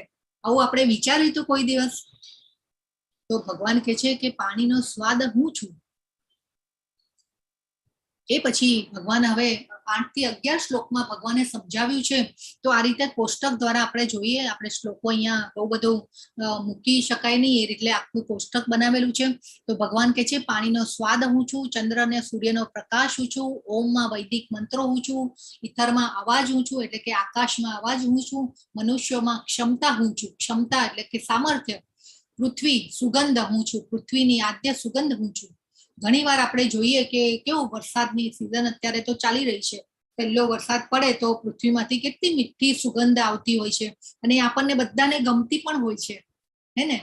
તો આ ભગવાન કહે છે પૃથ્વીની આદ્ય સુગંધ હું છું. ભગવાન કહે છે અગ્નિની ગરમી હું છું, જે બધા જીવે છે એનું જીવન હું છું. તો ભગવાન આ જે જીવન બળ જે છે એ ભગવાન કહે છે હું છું. આત્મા જે છે એ દિવ્ય સ્ફુલ્લિંગ કણ છે અને એના દ્વારા આપણા શરીરની ચેતના ચાલી રહી છે. આ ચેતના કોના પાસેથી લે છે? શરીર, આ દિવ્ય સ્ફુલ્લિંગ કણ પાસેથી. તો બધા તપસ્વીઓની તપશ્ચર્યા હું છું, જે બધું જે અસ્તિત્વમાં છે એનું મૂળ બીજ હું છું. એટલે ભગવાન હંમેશા સ્તોત્ર, જે મૂળ સ્તોત્ર છે એ ભગવાન છે, જે આપણે અત્યારે જોઈ રહ્યા છીએ આપણું આ ભૌતિક જગત અને અનેક બ્રહ્માંડોમાં અનેક બ્રહ્માઓ છે, અલગ અલગ બ્રહ્માંડોના અલગ અલગ બ્રહ્મા છે, અલગ અલગ ગ્રહો પર અલગ અલગ પોપ્યુલેશન છે, અલગ અલગ બધા જીવો છે અને બધાના જીવોના કર્મ અનુસાર બધા અલગ અલગ ગ્રહોમાં એ રીતે ગોઠવાયેલા છે. આપણને લાગે કે પૃથ્વી પર 700 કરોડની વસ્તી, પણ આપણને લાગે કે અધધ લાગે, પણ બધા જ જેને કહેવાય ને કે પોપ્યુલેશન એટલું બધું વિસ્તરેલું છે. તો ભગવાન કહે છે કે જે પણ અસ્તિત્વમાં છે એનું મૂળ બીજ હું છું. બુદ્ધિશાળીની બુદ્ધિ હું છું. જો ભગવાન કહે છે બુદ્ધિ કોણ આપે છે? તો ભગવાન આપે છે. એ પણ આગળ આપણે શ્લોક દ્વારા ઘણા ડિટેલમાં ભગવાને સમજાવ્યું છે. બધા શક્તિશાળી પુરુષોનું પરાક્રમ હું છું. મજબૂત, ઉત્કટ અને ઈચ્છાથી રહિત તાકાત હું છું. જાતીય જીવન, ધાર્મિક સિદ્ધાંતોની વિરુદ્ધનું જે જાતીય જીવન છે, હંમેશા શ્રીલા પ્રભુપાદ બહુ સરસ આ શ્લોકના ભાવાર્થમાં સમજાવે છે કે કૃષ્ણ ભાવનામૃત વાળા બાળકો લાવવા હોય ને તો જ જાતિ જીવનનો ઉપયોગ કરવો જોઈએ, નહીં તો ન કરવો જોઈએ. તો આ ખૂબ સરસ રીતે સમજાવેલું છે પ્રભુપાદે. કેટલાક લોકો ભગવાન કૃષ્ણ વિશે કેમ નથી જાણતા? તો આપણે જાણી ગયા કે એમાં ભગવાનની કૃપા હોવી જરૂરી છે. ભગવાનની હંમેશા ફળ આપનારા ભગવાન છે અને ભગવાનની કૃપા જે છે એ હોય તો જ આપણે ભગવાનને જાણી શકીએ. તો ભગવાન કહે છે તું જાણી લે કે સર્વ ભાવ, પછી તે સત્વગુણી હોય, રજોગુણી હોય કે તમોગુણી હોય, તે બધા જ મારી શક્તિ દ્વારા પ્રગટ થયેલા છે. એક રીતે હું સર્વ કંઈ છું પરંતુ સ્વતંત્ર છું. હું ભૌતિક પ્રકૃતિના ગુણોને આધીન નથી, બલ્કિ તેઓ મારે આધીન છે. તો જો આ પ્રકૃતિના ગુણ આપણે આ વારે વારે લગભગ ચિત્ર પહેલા પણ અધ્યાયમાં આવેલું હતું. તો સત્વગુણ, રજોગુણ અને તમોગુણ. તો એ તમોગુણ દ્વારા આપણે આ બધા જે ગુણો જે છે સત્વગુણ, રજોગુણ અને તમોગુણ, એના દ્વારા આપણો સ્વભાવ બિલ્ટ થાય છે. એટલે કે આપણો સ્વભાવ બને છે અને એ સ્વભાવ દ્વારા આપણે આપણા જેવો આપણો નેચર હોય એ પ્રમાણે આપણે કર્મ કરતા હોઈએ છીએ. તો આપણે સત્વગુણમાં હોઈશું તો આપણને ભગવાનના કર્મ કરવાના, ભગવદ્ ગીતા વાંચવાની ને બધું ઈચ્છા થશે. તો આ બહુ સરસ આપણે ડિટેલમાં વધારે સમજીશું. તો સત્વગુણ જે છે એ આ રીતે ભગવાનની ભક્તિ કરવા માટે આપણે પ્રેરાઈએ છીએ. રજોગુણમાં જેને કહેવાય કે અનલિમિટેડ ડિઝાયર, પછી અમર્યાદિત ઈચ્છાઓ ઉત્પન્ન થાય. આ કરી લઉં, પેલું કરી લઉં, મારી પાસે આ હોવું જોઈએ, પેલું હોવું જોઈએ, મારે પૈસા પૈસા પૈસા, અને બસ એના જ ઇન્દ્રિય તૃપ્તિના કાર્યોમાં જ રચ્યા પચ્યા રહેવું, એને રજોગુણ કહેવાય. અને તમોગુણ જે છે એ તો ખૂબ જ જેને કહેવાય ને કે ખરાબ છે, કે ભાઈ ખાવું, પીવું, ઊંઘવું અને બસ પડ્યા રહેવું અને કાંઈ કર્મ ન કરવા. તો એ જે છે એ તમો ગુણમાં આવે. તો એ તો પશુઓ પણ કરે છે, ખાવું, પીવું, ઊંઘવું, સ્વરક્ષણ અને મૈથુન. તો એ તો પશુઓ પણ કરતા હોય છે. તો આપણને તો મનુષ્ય જીવન આપ્યું, ભગવાને બુદ્ધિ આપી, તો આપણે જરૂર આ શાસ્ત્રોનું જ્ઞાન લેવું જોઈએ, ભગવદ્ ગીતાને વાંચવી જોઈએ ને ભગવાન પાસે પહોંચવું જોઈએ. તો આ જરૂરી છે. સામાન્ય ઓલો કૂતરો હોય ને તો એ પણ શેરીમાં કે પોળમાં જેને કહેવાય ને કે ત્યાં કોઈ બીજું ન આવી જાય કૂતરું, તો એના માટે પણ એને કે આમ જેને કહેવાય ને કે ભસીને એને કાઢી મૂકે કે ભાઈ આ મારો ઇલાકો છે. જંગલનો રાજા સિંહ હોય ને તો એ પણ એના એરિયામાં બીજા કોઈને આવવા ન દે. તો એ સ્વરક્ષણ તો એ લોકો પણ કરતા હોય છે. તો આપણે આ જાણવાનું છે. આ ભગવદ્ ગીતાને કેમ જાણવાની, કે મનુષ્ય જીવન કેમ મળ્યું છે, આપણે કોણ છીએ, આપણે ક્યાંથી આવ્યા છીએ, એ બધું જાણવાનું. આ બધી જિજ્ઞાસા તમને લોકોને જે આ બધા પ્રશ્નો આવે છે તો આ જિજ્ઞાસા થવી જોઈએ. અથા તો બ્રહ્મ જિજ્ઞાસા. અને આ જિજ્ઞાસા થાય ને એ જ વેદાંત સૂત્રનું જેને કહેવાય ને કે પહેલું પગથિયું છે, કે જિજ્ઞાસા થવી જોઈએ. તો આપણા શરીરના બધી અવસ્થાઓ જે છે એને પણ આપણે આગળના અધ્યાયોમાં સમજીશું. 3 ગુણો દ્વારા. તો એટલે ભગવાન અહીંયા પાછું શું કહે છે કે હું ભૌતિક પ્રકૃતિના ગુણોને આધીન નથી, બલ્કિ તેઓ મારે આધીન છે. તો ભગવાન કહે છે કે હું એનાથી ઉપર છું. આપણે અહીંયા પણ જોઈ રહ્યા છીએ કે ભગવાન જે છે એ 3 ગુણોથી પણ ઉપર છે. ભગવાનને આ કોઈ ગુણો કે કર્મોથી બંધાવાનું હોતું નથી. આ બધું આપણા માટે છે. ભગવાન તો હંમેશા આ 3 ગુણોથી પણ ઉપર છે. શુદ્ધ સત્વમાં છે ભગવાન. તો શુદ્ધાતિ શુદ્ધ વિશુદ્ધ કરતા છે ભગવાન. ને ભગવાને કહ્યું ને આગળ કે આગળના અધ્યાયમાં જી માતાજી બોલો. હમણાં તમે કીધું ને કે આપણા ગુણ પ્રમાણે આપણો સ્વભાવ અને આપણા કર્મ હોય. મને હમણાં જ એવો વિચાર આવ્યો કે જે અત્યારે તમે કીધું કે ભગવાન તો બધા ગુણોથી ઉપર છે, એ બધા ગુણો એમને આધીન છે, એ કોઈ ગુણોને આધીન નથી. તો આપણામાં જે ગુણ મૂકેલા છે એ આપણા કર્મોથી થાય છે કે ભગવાન મૂકે છે? કર્મોથી ગુણ થાય છે કે ગુણથી કર્મ થાય છે? ગુણથી કર્મ થાય છે માતાજી. અને ગુણ ભગવાન મૂકે? ગુણ ભગવાન તો ગુણોથી પણ ઉપર છે, પણ આ જે પ્રકૃતિ જે છે, એક મિનિટ હું સમજાવી દઉં માતાજી, સમજાવું માતાજી. તો જે આ પ્રકૃતિ જે બનેલી છે ને એ આ 3 ગુણોથી બનેલી છે.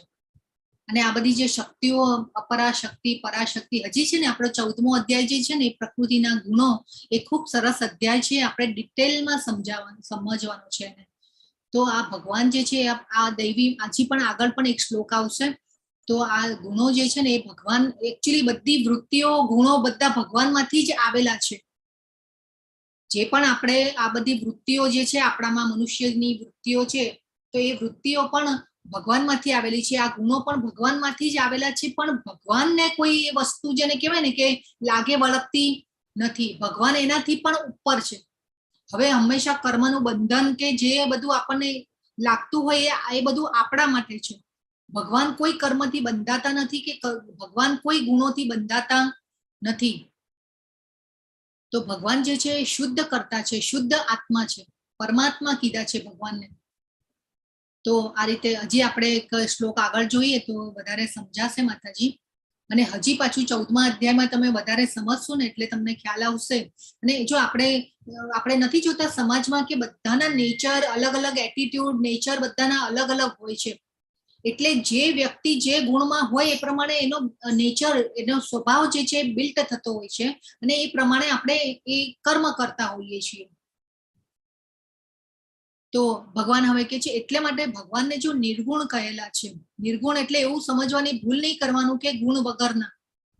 કેમ કે ભગવાન જે છે આ ગુણો અને વૃત્તિઓને લેંપાતા નથી. ભગવાન હંમેશા એની ઉપર છે. એટલા માટે ભગવાનને નિર્ગુણ કયા છે.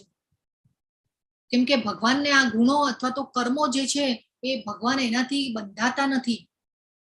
ભગવાન માટે કોઈ, જેને કહેવાય ને કે કોઈ નિયંત્રણો નથી. ભગવાન જે ઈચ્છે એ કરી શકે. પણ આપણા માટે જેને કહેવાય ને કે બધા કાયદાઓ બનાવેલા છે.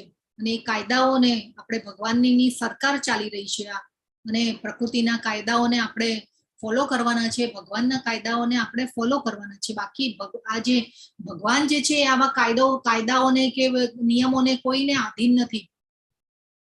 એટલે આપણે એ રીતે સમજવાનું છે. તો 3 ગુણો દ્વારા મોહ પામેલું આ સમગ્ર જગત ગુણાતીત તથા અવિનાશી એવા મને જાણતું નથી. હરે કૃષ્ણ. હરે કૃષ્ણ. આપણે ક્વેશ્ચન છે ને તમે બધા લખી રાખો, અને હું અત્યારે પાર્ક કરી રાખું છું ક્વેશ્ચનોને. આપણે પછી આ અધ્યાય પતી જાય ને પછી આપણે લઈએ. નહીં તો આપણે હજી જો 3 વાગી ગયા છે, આપણે હજી ઘણું સમજવાનું બાકી છે આગળ. તો તમે બધા લખી રાખો ક્વેશ્ચન, આપણે જરૂરથી આપણે સમજીશું. જી માં. ઓકે, તો આપણે આ પહેલા અધ્યાયને સમજી લઈએ. તો આપણે કેવી રીતે આ માયાની પકડમાંથી બહાર નીકળી શકીએ. કેમ કે આ ત્રિગુણી માયા કહેવાય, જે સત્વગુણ, રજોગુણ અને તમોગુણ જે છે. તમને બધાને અત્યારે છે ને ક્વેશ્ચન આવશે. કેમ કે હજી આપણે આ પ્રકૃતિના ગુણોના અધ્યાયને સમજ્યા નથી. એટલે તમને બધા છે ને આ બધા ક્વેશ્ચન આવશે, હું સમજી શકું છું. પણ જિજ્ઞાસાને તમે પકડી રાખો. હજી છે ને આપણે બધા નર્સરીમાં છીએ અત્યારે, અને ધીરે ધીરે આપણે ધોરણો આગળ જવાનું છે. એટલે આપણે આ કેમ લેવલ રાખવામાં આવ્યા છીએ કે આ બધું આપણે બેઝને જો બરાબર જાણી લઈએ ને તો પછી આગળ આપણને ભગવદ્ ગીતા વધારે ને વધારે સમજાતી જશે. એટલા માટે આપણે લેવલ 1, લેવલ 2 એવી રીતે રાખેલા છે. તો તમને જરૂરથી બધું સમજાશે. પણ એક ધીરજ રાખવાની છે અને જિજ્ઞાસાને પકડી રાખવાની છે. આપણે નર્સરીમાં છીએ, આપણે નાના બાળકને ભણવા મૂકીએ, શરૂઆત કરીએ તો આપણે નર્સરીમાં મૂકીએ ને પહેલા, તો એવી રીતે આ આધ્યાત્મિક જ્ઞાનમાં પણ આપણે અત્યારે નર્સરીમાં છીએ. ઓકે, ચાલો. તો ભગવાન કે છે ભૌતિક પ્રકૃતિના 3 ગુણોની બનેલી મારી આ દૈવી માયાને જીતવી અત્યંત દુષ્કર છે, પરંતુ જેઓ મને શરણાગત થઈ જાય છે તેઓ તેને સરળતાથી પાર કરી જાય છે. તો આ ભૌતિક પ્રકૃતિના 3 ગુણોથી બનેલી મારી આ દૈવી માયા, તો ભગવાને એને દૈવી માયા કહ્યું છે. કેમ કે આપણે જોયું ભૌતિક જગતના જે અધિષ્ઠાતા દેવી જે છે દુર્ગા દેવી છે. તો આ જગતમાંથી જીવને છોડવો હોય ને તો પણ દુર્ગા દેવીએ પણ ભગવાનની પરવાનગી લેવી પડે છે કે ભાઈ આ જીવને છોડું કે ન છોડું. હા, તો આ રીતે આપણે દૈવી માયા છે આ. અને આ દૈવી માયા એટલે કે મોહ માયામાં ભગવાને અર્જુનજીને યોગ માયામાં નાખ્યા હતા, અને આપણે બધા જે છીએ ને એ મોહ માયામાં છીએ. હા, આપણને એટલા માટે ઇન્દ્રિય તૃપ્તિના કાર્યોમાં આપણે રચ્યા પચ્યા રહીએ છીએ. અને તો આપણે આ ગુણોથી ઉપર ઉઠવાનું છે. એટલા માટે ભગવાન કહે છે કે જેઓ મને શરણાગત થઈ જાય છે તેઓ તેને સરળતાથી પાર કરી જાય છે. જો અહીંયા ભગવાન બચાવવા આવે છે ભક્તને, અને આ ભવસાગરમાંથી ભગવાન પોતે નીચે વળી અને ભગવાન ભક્તને બચાવે છે. ભગવાનને હંમેશા ભક્ત વાલો હોય છે. આખી ભગવદ ગીતા તમે જોશો ને તો ભગવાને ભક્ત અને ભક્તિ ઉપર ખૂબ ભાર મૂક્યો છે. ભગવાને કર્મયોગ પણ, આપણે ગઈકાલે જો એક સીડી જોઈ હતી, પહેલા કર્મયોગ હતો, પછી જ્ઞાન યોગ હતો, પછી અષ્ટાંગ યોગ હતો, અને પછી એની ઉપર સૌથી ઉપર ભક્તિ યોગ હતો. તો ભગવાને હંમેશા કર્મયોગ અને જ્ઞાન યોગને નીચે રાખ્યો છે, ભક્તિ યોગને ઉપર રાખ્યો છે. કેમ કે ભક્તિની પ્રાપ્તિ થવી ને એ બહુ દુર્લભ છે. ભક્તિ હંમેશા રહસ્ય છે. આપણે જોયું ને ભગવાને કીધું ને 3જા શ્લોકમાં કે હજારો મનુષ્યોમાંથી કોઈ એક મને જાણવાની જિજ્ઞાસા કરે છે. તો ભક્તિની પ્રાપ્તિ થવી ને એ બહુ દુર્લભ છે. આપણા અનેકાનો ભગવાન આગળ કહેશે બહુનામ જન્મ નામંતે જ્ઞાનવાનમ મામ પ્રપદ્યતે. અનેક જન્મો પાર કરી અને પછી જે મારી પાસે આવે છે, ભગવાન કહેશે પ્રપદ્યતે એટલે શરણાગત થવું. વારે વારે આ પ્રપન્નમ પ્રપદ્યતે શબ્દ વારે વારે ભગવદ ગીતામાં આવે છે. અને મામ એવ, જો અહીંયા ભગવાને કીધું, પાછું ફરીથી આપણને જણાવ્યું મામ એવ એ પ્રપદ્યંતે. જો અહીંયા જ છે શબ્દ પ્રપદ્યંતે એટલે શરણાગત થવું. અને મામ એવ, મામ શબ્દ જે છે વારે વારે ભગવદ ગીતામાં આવે છે કે મારા શરણે આવો, બીજા કોઈને નહીં, મારા શરણે આવો. અને 18મા અધ્યાયમાં તો સ્ટ્રેટ ફોરવર્ડ બધું ભગવાને એટલું સરસ રીતે આટલા બધા અધ્યાયનું જ્ઞાન આપી દીધું, પછી બહુ સરસ રીતે બધું સમજાવેલું છે. તો આપણે ભગવાનને જો શરણાગત થઈશું તો આપણે આ સરળતાથી આ જીવનને પાર કરી અને ભગવાન પાસે પહોંચી શકીશું. હવે ભગવાન કે છે જે મનુષ્યો તદ્દન મૂર્ખ છે, જેઓ મનુષ્યમાં અધમ છે, જેમનું જ્ઞાન માયા વડે હરાઈ ગયું છે, અને જેઓ અસુરોની નાસ્તિક પ્રકૃતિ ધરાવનાર છે, એવા દુષ્ટો મારું શરણ ગ્રહણ કરતા નથી. હવે સુકૃતિનો અને દુષ્કૃતિનો એ આપણે સમજવાનું છે. સુકૃતિનો એટલે કે પુણ્ય આત્માઓ કે જે પુણ્ય કાર્યો કરે છે, અને દુષ્કૃતિનો એટલે કે નાસ્તિક લોકો કે જે ભગવાનમાં માનતા જ નથી અને આસુરી વૃત્તિ વાળા છે. નાસ્તિક પ્રકૃતિ ધરાવનાર અને આસુરી વૃત્તિ વાળા જે હોય એને દુષ્કૃતિનો કહેવાય.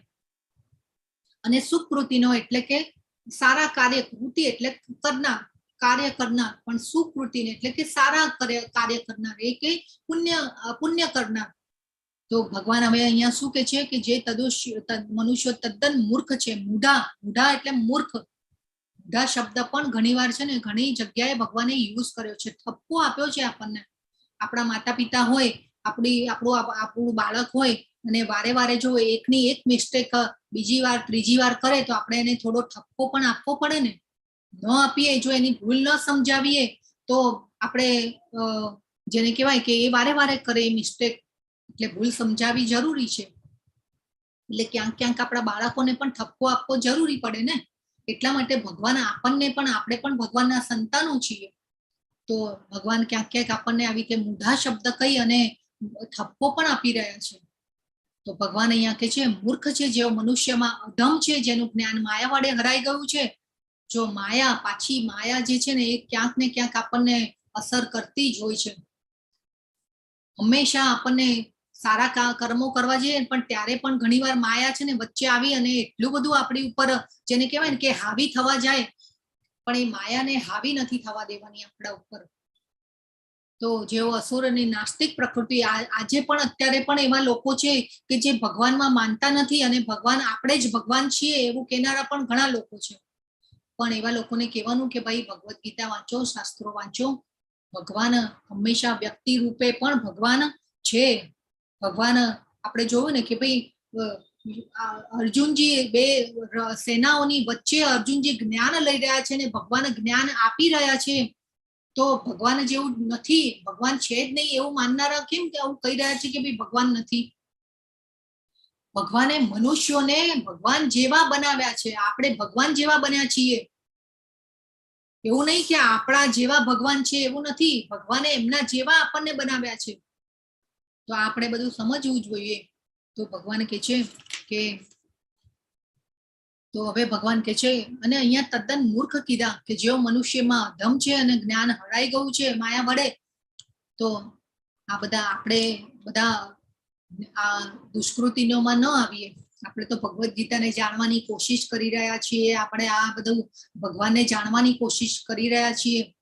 તો ભગવાન હવે કહે છે તો ચલો આવા દુષ્કૃતિનો આપણે અનેક કથાઓ છે આપણા શાસ્ત્રોમાં. કોણ કોણ છે? આપણે અનેક કથાઓ જોયેલી છે. તો આવા દુષ્કૃતિનો આસુરી વૃત્તિ વાળા હતા. ભગવાન જયારે ધરાતલ ઉપર હતા ને ત્યારે પણ હતા. અને ભગવાને ભક્તોના ઉદ્ધાર કરવા માટે એ લોકોને મારવા માટે ભગવાને પ્રગટ થયા આ ધરાતલ ઉપર. તો આવા દુષ્કૃતિનો કોણ હતા? ઉદાહરણો આપો. ચલો કોણ કોણ છે? અનેક કથાઓ છે. આપણે તો રામાયણમાં પછી રાવણ, યસ રાવણ, બરાબર છે. કંસ, હા કંસ, કઈ યસ હા કઈ તો ભગવાન તો માનતા હતા એટલે એકદમ તો દુષ્કૃતિનો ન કહેવાય. ઓકે, પછી તમને બધાને કદાચ શિશુપાલની કથા પણ ખબર હશે. હિરણ્યકશ્યપ, હા હિરણ્યકશિપુ, યસ ખૂબ સરસ માતાજી. ને શિશુપાલની પણ ખબર હશે કથા. શિશુપાલે 100 વખત અપશબ્દો બોલ્યા અને પછી ભગવાને 101મી વખત જયારે બોલે છે ત્યારે સુદર્શન ચક્ર ચલાવે છે કે ભાઈ આ કૌરવોની જયારે સભામાં શિશુપાલે કીધું કે નહીં, કૃષ્ણને જ કેમ ભગવાન કહો છો તમે અને એમને કેમ અનન્ય સ્થાન આપો છો? ભગવાન હું છું, મને બધા ભગવાન માનો. ત્યારે ભગવાન જે છે સુદર્શન ચક્ર પછી ચલાવે છે. આ બધી કથા છે આ ભાગવતમમાં. દુર્યોધન ગણાય એમાં? હા દુર્યોધન પણ ગણાય. યસ, પણ એ આસુરી વૃત્તિ વાળા હતા. કૌરવો આસુરી વૃત્તિ વાળા હતા બધા. કંસ પણ હોય છે ને? કંસ, હા કંસ, રાવણ, આ શિશુપાલ, પછી હિરણ્યકશિપુ, જે પણ દાનવો જે થઈ ગયા એ બધા નાસ્તિક પ્રકૃતિ વાળા હતા. એટલે બધા દુષ્કૃતિ નો કહેવાય. યસ માતાજી, બરાબર છે. તો હવે ભગવાન કહે છે કે ચતુર્વિદ્યા ભજન્તે મામ જના સુકૃતિનો અર્જુન. સુકૃતિ, જો ભગવાને હવે પહેલા દુષ્કૃતિનો વિશે સમજાવ્યું, હવે સુકૃતિનો વિશે સમજાવે છે કે કેવા લોકો મને શરણાગત થાય છે. તો ભગવાન કહે છે આર્તો એટલે કે દુઃખી, જિજ્ઞાસુ એટલે કે જેને જિજ્ઞાસા થાય. તમને બધાને અત્યારે કેવી જાણવાની બધી ઈચ્છા થાય છે ને, જિજ્ઞાસા થાય છે. એવી રીતે જિજ્ઞાસુ કે જે કેવા લોકો મારી પાસે શરણાગત થાય છે. આર્તો એટલે કે દુઃખી, જિજ્ઞાસુ, પછી અર્થાર્થી એટલે કે કંઈક મેળવવાની આશા સાથે ગયેલા હોય ભગવાન પાસે. એ પછી જ્ઞાની, તો જે જ્ઞાની લોકો હોય જેને ભગવદ્ ગીતાનું, ભાગવતમનું, શાસ્ત્રોનું જ્ઞાન હોય અને ભગવાનને જાણ્યા હોય કે નહીં કૃષ્ણ જ પૂર્ણ પુરુષોત્તમ છે, ભગવાન દ્વારા જ આ બધું જે છે એ ભગવાન દ્વારા જ ચાલી રહ્યું છે, અને એ જ્ઞાન આવે ત્યારે એ ભગવાનને વધારે શરણાગત થાય ને વધારે ભક્તિ કરે. તો આપણે જોઈએ અહીંયા તો ભગવાન અહીંયા કહે છે દુઃખી, અર્થાર્થી, જિજ્ઞાસુ અને જે પરમ સત્યના જ્ઞાનની શોધમાં છે તે મને શરણાગત થાય છે. આ થોડું સ્લાઇડમાં અહીંયા આગળનું જરા કોપી નથી થયું એટલે કે અહીંયા ટાઈપિંગ નથી થઈ શક્યું, પણ અહીંયા ભગવાન અહીંયા કહી રહ્યા છે કે સત્યના જ્ઞાનની શોધમાં છે તે મને શરણાગત થાય છે. એટલે કે દુઃખી, અર્થાર્થી, જિજ્ઞાસુ અને જ્ઞાની, 4 લોકો. તો ચલો હવે સુકૃતિના ઉદાહરણો આપો. કોણ કોણ કહેવાય સુકૃતિ? રામાયણમાં પણ ઉદાહરણ છે. વિભીષણ, યસ, બરાબર છે. સુગ્રીવ, હનુમાનજી, બરાબર છે. ખૂબ સરસ. ઓકે, તમે બધા એકદમ જ્ઞાન લઈને પછી આગળ આવેલા છો બધા. ખૂબ સરસ, મને બહુ આનંદ થાય અને આપણને મને પણ ગમે, તમને બધાને પણ ગમે આવું બધું આપણે ચર્ચાઓ કરીએ તો. ઓકે, ચલો આમાંથી દુઃખી કોણ છે હું તમને કહી દઉં કે આ ગજેન્દ્ર હાથી છે એ પૂર્વ જન્મમાં રાજા હતા અને એ પછી બીજા જન્મમાં હાથીનો અવતાર મળે છે, હાથીનો જન્મ મળે છે, ફરી અવતાર નહીં જન્મ મળે છે અને પછી આવી રીતે ફસાય છે મગરના પગમાં અને ભગવાનને યાદ કરે છે અને ભગવાન આવે છે દોડીને. પછી આ દ્રૌપદીજી છે એ પછી આ સુખદેવજી એ માના પેટમાં છે. આ પણ અહીંયા સુખદેવજીને પરીક્ષિત મહારાજ છે, આ ધ્રુવ મહારાજ છે અને આ સુગ્રીવજી છે અને આ બધા જેને કહેવાય ને નૈમિષારણ્યના બધા ઋષિઓ છે. તો ચલો આમાંથી દુઃખી કોણ છે, અર્થાર્થી કોણ છે, જિજ્ઞાસુ કોણ છે ને જ્ઞાની કોણ છે? ચલો કોણ કહેશે? બધા બોલો. હાથી દુઃખી. હાથી. હા, હાથી દુઃખી છે. પછી દ્રૌપદી. દ્રૌપદી દુઃખી છે, બરાબર છે. ઓકે, પ્રહલાદ જિજ્ઞાસુ છે. યસ, બરાબર છે. અને પરીક્ષિત મહારાજ પણ જિજ્ઞાસુ છે. સુખદેવજી જ્ઞાની છે જી. અને હનુમાનજી તો બીજા બી જ્ઞાની બધા છે. બોલી શકો છો અનમ્યુટ કરીને. ઓકે, બરાબર. હનુમાનજી નથી, અહીંયા સુગ્રીવજી છે. સુગ્રીવ છે. હા, સુગ્રીવ છે. એમને રાજ્ય જોઈતું હતું અને પત્ની જોઈતી હતી. એમના રાજ્ય અને પત્નીને આખી કથા છે રામાયણ. ના, દુઃખી નથી. તો એ શું આવશે એમાં? અર્થાર્થી એટલે કઈ મેળવવાની આશા સાથે ગયેલા હોય ભગવાન પાસે, તો એને અર્થાર્થી કહેવાય. ઓકે, ખૂબ સરસ, તમે બધાએ ખૂબ સરસ જવાબો આપ્યા. તો ગજેન્દ્ર જે હાથી છે એ દુઃખી, દ્રૌપદી પણ દુઃખીમાં આવે. પાંડવો પાસે આજીજી કરી, કોઈએ ન છોડાવ્યા. પછી જેને કહેવાય ને કે ભીષ્મ પિતામહ, આપણે ગુરુ દ્રોણ, પછી કૃપાચાર્ય, ધૃતરાષ્ટ્ર પાસે ગયા. એ પછી જાતે પોતે મહેનત કરી, કાંઈ ન વળ્યું. પછી એમને થયું કે હવે તો જેને કહેવાય ને કે એ પછી ગોવિંદ ગોવિંદ કરીને પુકારે છે અને ભગવાન આવે છે. હા, તો એ દુઃખી. એ પછી પરીક્ષિત મહારાજ જિજ્ઞાસુમાં કે 7 દિવસમાં મૃત્યુ થવાનું હતું એટલે ભગવાનને જાણવા માટે બેઠા છે, એટલા માટે જિજ્ઞાસુ છે. સુખદેવજી છે તો ઓલરેડી જ્ઞાની હતા જ. તો સુખદેવજી જે છે ને એ પહેલેથી જ મુક્ત આત્મા હતા, પરંતુ જેને કહેવાય ને કે માના પેટમાંથી બહાર નથી આવતા. 16 વર્ષ સુધી માના પેટમાં રહ્યા છે કે ભાઈ હું બહાર આવું તો હું મને માયા પકડી લે ને. તો પછી ભગવાન આવે છે અને ભગવાન જે છે એમને કહે છે કે નહીં, આવો બહાર, હું તમને વરદાન આપું છું અને હું જેને કહેવાય કે શ્યોરિટી આપું છું કે તમને માયા નહીં પકડી શકે. એટલે પછી બહાર આવે છે. એટલે આ વૈદિક કાળમાં તો આવું બધું થતું, અત્યારે તો આવું બધું કાંઈ થાય નહીં. તો આ જિજ્ઞાસુ છે. સુખદેવજી છે એ જ્ઞાની છે. એ પછી આવે છે ધ્રુવ મહારાજ. તો ધ્રુવ મહારાજ જે છે એ પહેલા સૌપ્રથમ છે ને અર્થાર્થી કહેવાય, એટલે કે રાજ્ય મેળવવા માટે ગયા હતા. કેમ? તો જ્યારે એમના પિતા જે છે ઉત્તાનપાદ કરીને એમના પિતા હતા અને એ જે છે એ રાજા હતા અને રાજા એમને 2 પત્નીઓ હતી, સુનીતિ અને સુરુચિ. તો જ્યારે સુનીતિ જે હતા એ એમના પ્રિય રાણી હતા અને આ જે ધ્રુવ મહારાજના માતા હતા એ અનમાનિતી હતી, એ પ્રિય નહોતા રાજાને.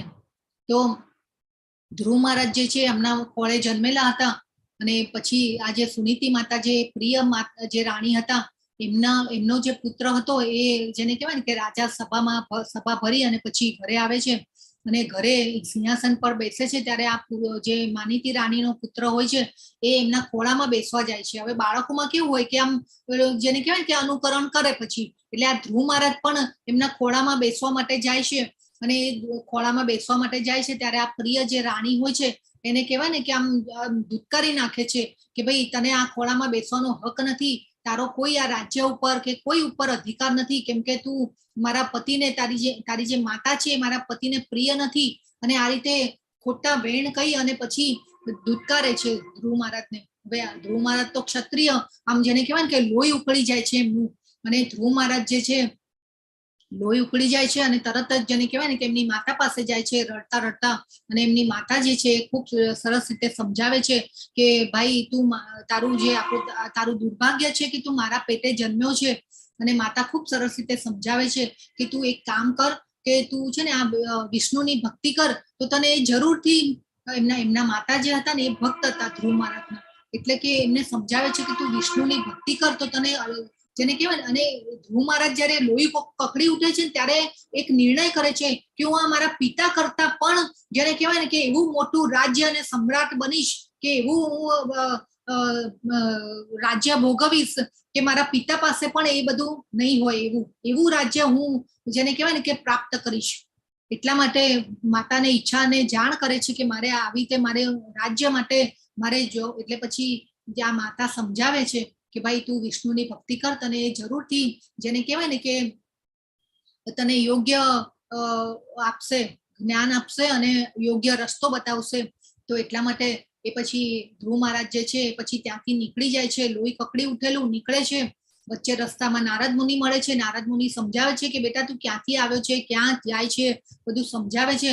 પણ આ તો ઓલો દ્રઢ નિશ્ચય કરી નાખ્યો તો કે નહીં, મારે તો તપ કરવું છે અને હું આવા વિષ્ણુ ભગવાનને પ્રસન્ન કરીશ અને જે મારા પિતા જે છે એમના કરતા પણ મોટું રાજ્ય છે એ હું મેળવીશ ભગવાનનું તપ કરીને. એટલે તપ કરવા માટે નીકળે છે.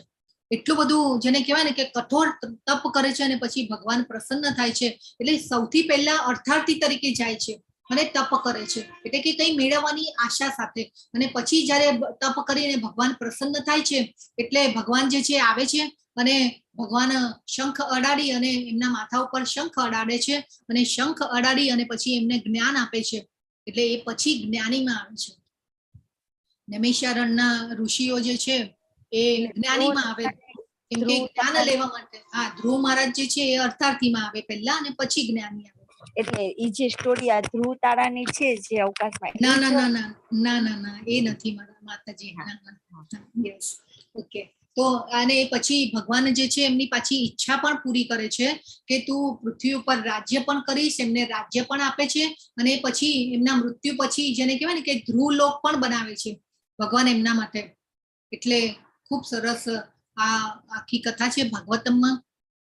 નૈમિષારણ્યના ઋષિઓ જે છે એ જ્ઞાન લેવા માટે ભગવાનને પ્રાર્થના કરે છે અને ભગવાનના શરણે જવા માટે, એટલે કે એ લોકો જ્ઞાનીમાં આવે બધા ઋષિ મુનિઓ. તો આ રીતે તો ભગવાન કે છે આમાંનો જે પૂર્ણ જ્ઞાની છે અને શુદ્ધ ભક્તિમાં તલ્લીન રહે છે તે સર્વશ્રેષ્ઠ છે, કારણ કે હું તેને અત્યંત પ્રિય છું અને તે મને પ્રિય છે.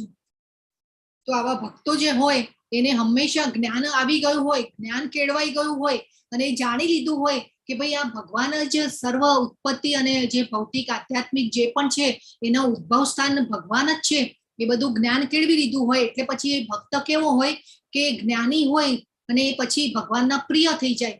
અને એટલે ભગવાન એમને પ્રિય થઈ જાય અને ભગવાન પણ ભક્તની જે હંમેશા જરૂરિયાતોની પૂર્તિ ભગવાન હંમેશા કરતા હોય. આગળ કહેશે ભગવાન કે હું જરૂરિયાતોની પૂર્તિ પણ કરું છું ને જે છે એની પાસે એનું રક્ષણ પણ કરું છું, એવું પણ ભગવાન આગળ આપણને અધ્યાયમાં કહેશે. એટલા માટે એ પ્રિય થઈ જઈએ છે. ભગવાનને હંમેશા ભક્ત વાલું હોય છે. આપણે એક ડગલું આગળ ચાલીએ ને તો ભગવાન 10 ડગલા આગળ ચાલવા માટે રેડી હોય છે, હંમેશા ભક્ત માટે. ભક્ત ઉપર હંમેશા ભગવાન વિશેષ કૃપા કરે છે. ભગવાન કે છે અનેક જન્મ જન્માંતરો પછી જે મનુષ્યને ખરેખર જ્ઞાન થાય છે તે મને સર્વ કારણોના કારણ જાણી મારે શરણે આવે છે. આવું મહાત્મા અતિ દુર્લભ હોય છે. જો આપણે પેલા વાત થઈ ને બહુનામ જન્મ નામંતે જ્ઞાનવાન મામ પ્રપદ્યતે, ભગવાન કે છે અનેક જન્મ જન્માંતરો પછી જે મનુષ્યને ખરેખર જ્ઞાન થાય છે તે મને સર્વ કારણોના કારણ જાણી મારે શરણે આવે છે. તો આપણને આ મનુષ્ય દેહ મળ્યો છે, અનેક જન્મો પાર કરી અને આપણે આવ્યા છીએ અને આપણના ઉપર ભગવાનની કૃપા થઈ છે કે આપણને ભગવદ્ ગીતાને જાણવાની ઈચ્છા થઈ છે. આ ભગવાન પોતે પોતાના મુખેથી એમના મુખેથી બોલાયેલા શબ્દો છે એટલે આપણે શંકા વગર એનો આપણે જેને કહેવાય ને કે સ્વીકાર કરવાનો છે. અને ભગવાન કે છે આવો મહાત્મા અતિ દુર્લભ હોય છે. તો પહેલા જ 3જા શ્લોકમાં જ ભગવાને કીધું કે હજારો મનુષ્યોમાંથી કોઈ એક મને જાણવાની કોશિશ કરે છે. તો હવે ભગવાન કે છે મને પૂર્ણ રીતે નહીં જાણનારા બુદ્ધિહીન મનુષ્યો માને છે કે હું પૂર્ણ પુરુષોત્તમ પરમેશ્વર કૃષ્ણ પહેલા નિરાકાર હતો અને હવે મેં આ વ્યક્તિત્વને ધારણ કર્યું છે. તેમના અલ્પ જ્ઞાનને કારણે તેઓ મારી અવિનાશી અને સર્વોપરી પ્રકૃતિને જાણતા નથી. જો અહીંયા પણ ભગવાને પાછા અલ્પ બુદ્ધિ કીધા, અલ્પ જ્ઞાની કીધા મનુષ્યોને, કે મને જે પૂર્ણ રીતે નહીં જાણનારા બુદ્ધિહીન મનુષ્યો કીધા ભગવાને. અને ભગવાને કીધું કે આવા લોકો કેવું માને છે કે હું પહેલા નિરાકાર હતો, એટલે અત્યારે પણ એવા લોકો જેને કહેવાય ને કે ધ્યાન યોગ દ્વારા બ્રહ્મમાં ભળી જવાનું અને પ્રકાશ એનર્જીની જેને કહેવાય ને કે સાધના કરતા હોય છે. પણ એ જે સાધના વાળા જે લોકો હોય ને, જે યોગીઓ હોય હાયર લેવલ વાળા, તો એ જે યોગીઓ જે હોય, સંન્યાસીઓ હોય, એ આ ભગવાનના ધામમાં જઈ અને ભગવાનની સેવા કરવાનો, ભગવાનની સાથે સહવાસ એટલે કે ભગવાનની સાથે રહેવાનો મોકો જે હોય ને એ ચૂકી જાય છે.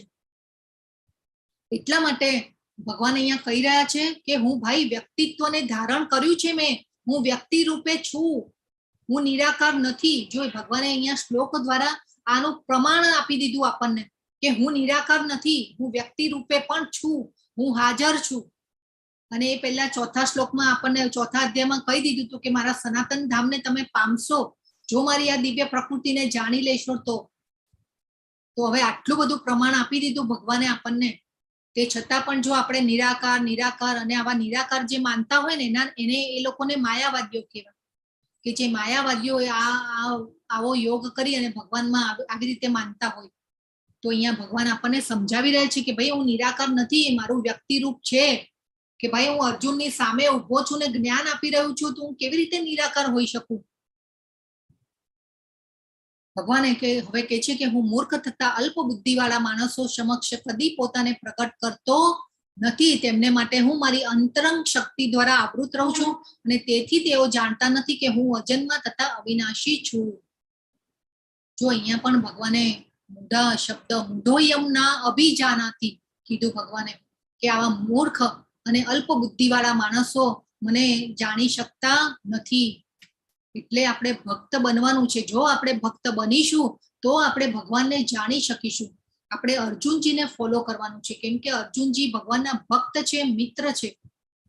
અત્યારના જમાનામાં આપણે કોઈને કહીએ ને કે તમને કોણ ગમે, તો આપણે નાના બાળકોને બધા તો કે શાહરૂખ ખાન ને સલમાન ખાન ગમે, પણ આપણે હંમેશા અર્જુનને ફોલો કરવાનું કહેવાનું. બાળકોને પણ સમજાવવાનું, ભગવદ્ ગીતાનું જ્ઞાન લેવા માટે સમજાવવાનું બાળકોને. તો ભગવાન કે છે કે અહીંયા અંતરક શક્તિ દ્વારા આવૃત રહું છું. આપણે બ્રહ્મ જ્યોતિ દ્વારા ભગવાન જે છે ને એ ઢંકાયેલા રહે છે. આપણે જેમ જેમ ભક્તિ કરતા જશું ને એમ એમ ભગવાનની અનુભૂતિ આપણને કરાવે ભગવાન. એવા ઘણા એવા ભક્તો છે કે જેને ભગવાનની અનુભૂતિ કરેલી છે. આપણા શીલા પ્રભુપાદ એમને પરમ સત્યને જાણેલું છે, એટલા માટે આપણે એમની ભગવદ્ ગીતાને આપણે ફોલો કરીએ છીએ. કેમ આપણે આ શિષ્ય પરંપરામાં, ગુરુ શિષ્ય પરંપરામાં આવેલી ભગવદ્ ગીતાને આપણે જાણી રહ્યા છીએ કે આપણે રાઈટ ડિરેક્શનમાં આવીએ, આપણને ક્લેરિટી આવે બધી કે ભગવાને શું કહેવા માંગ્યું છે. જો અહીંયા પણ ભગવાન છે એમના ભક્ત માટે નૃસિંહ અવતારમાં આવેલા પ્રહલાદ માટે, અને આગળ પણ ભગવાને કહ્યું ને કે યદા યદા હિ ધર્મસ્ય ગ્લાનિર્ભવતિ ભારતે, જ્યારે જ્યારે પણ અધર્મનું પતન થશે અને હું દુષ્ટોનો વિનાશ કરવા માટે અને ધર્મના સિદ્ધાંતોને સ્થાપવા માટે હું આવીશ, યુગે યુગે હું પ્રગટ થઈશ. તો ભગવાન કે છે કે જો અહીંયા પાછા ભગવાન આપણને જણાવી રહ્યા છે કે હું અજન્મા તથા અવિનાશી છું, મારો કોઈ દિવસ જન્મ હોતો નથી, હું અજન્મા છું, હું આદિ અનાદિ કાળથી અસ્તિત્વમાં છું, એવું આપણને ભગવાન કહી રહ્યા છે. હવે ભગવાન કે છે હે અર્જુન, પૂર્ણ પુરુષોત્તમ પરમેશ્વર તરીકે હું જે કંઈ ભૂતકાળમાં થયેલું, જે વર્તમાનમાં થઈ રહ્યું છે અને જે હવે થવાનું છે તે બધું જ જાણું છું. હું સર્વ જીવોને જાણું છું, પરંતુ મને કોઈ જાણતું નથી. તો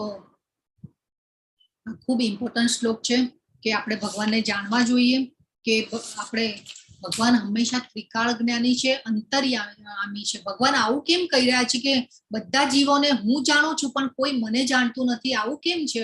હરે કૃષ્ણ. આપણે પહેલા પણ ચર્ચા થઈ, શ્લોક આ અધ્યાયની શરૂઆત પહેલા જ મેં કહી દીધું.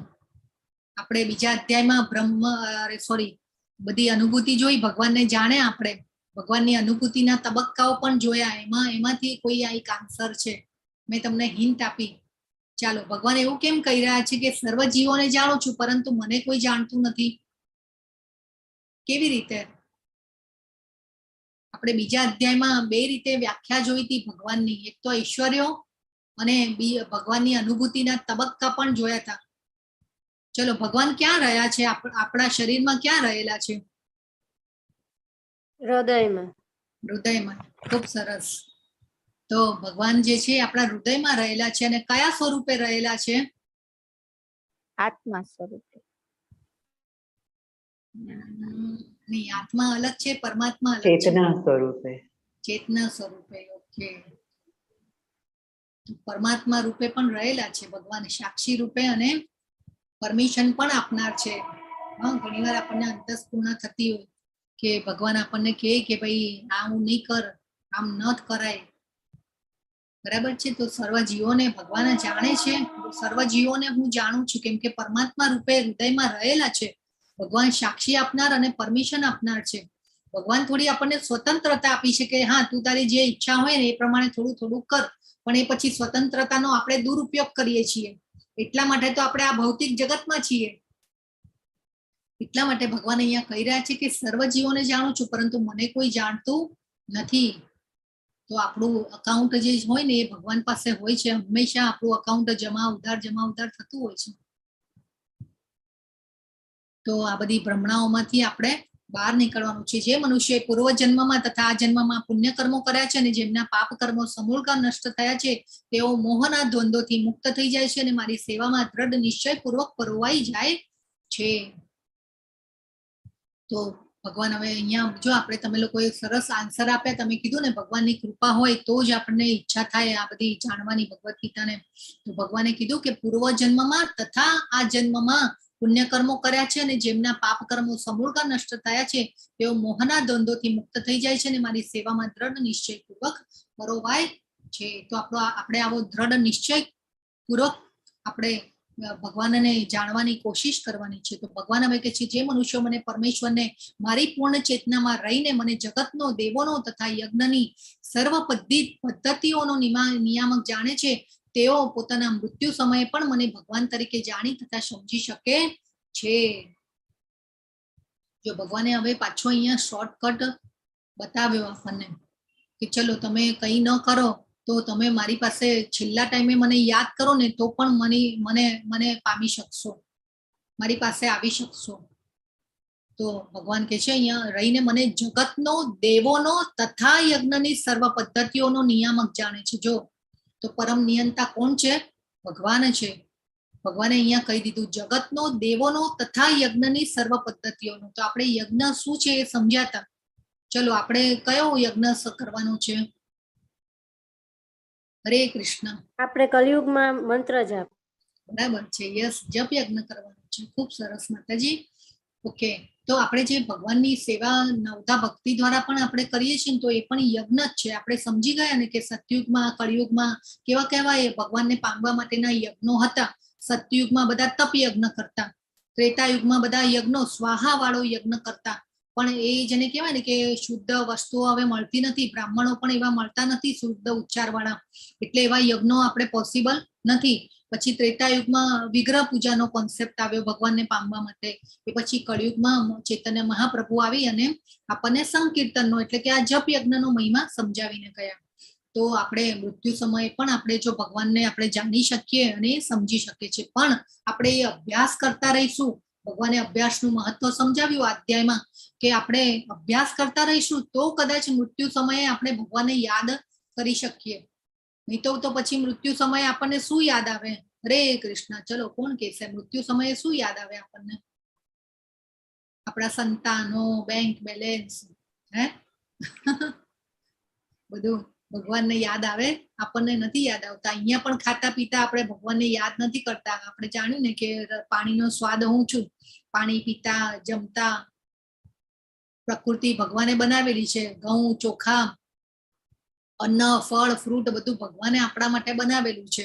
અને એ બને છે કેવી રીતે? સૂર્યપ્રકાશ દ્વારા. પ્રકાશ, અગ્નિ, પછી પાણી. મૂળમાં આપણે પાણી રેડીએ છીએ ત્યારે વૃક્ષ ઉગે છે. અને બધું જમીન, પૃથ્વી. તો આ બધું ભગવાનની શક્તિઓ છે. આપણે આજે જોયું ભૌતિક શક્તિઓ છે અને એના દ્વારા અન્ન પણ પાકે છે અને અન્ન પાકે છે એના દ્વારા આપણે શરીર પોષણ પામીએ છીએ. શરીર પોષણ પામે છે અને અન્ન પાકે છે તો આપણે અન્ન ભગવાનને ધરાવી અને પછી પ્રસાદ લેવો જોઈએ. તો ભગવાનને અન્ન ભોગ લગાવીને આપણે પ્રસાદ કેમ લેવાનો, કે એનું કારણ શું છે કે ભગવાનની જ શક્તિ દ્વારા આપણે આ બધું પાકી રહ્યું છે અને આ બધું આપણે લઈ રહ્યા છીએ ને આપણે એનો ઉપયોગ કરી રહ્યા છીએ, એટલા માટે ભગવાનને ભોગ લગાવીને આપણે કરવાનું. તો આ બધા યજ્ઞ છે. આપણે અન્ન ધરાવીને કરીએ, પ્રસાદ લઈએ તો એ પણ એક યજ્ઞ જ થયો.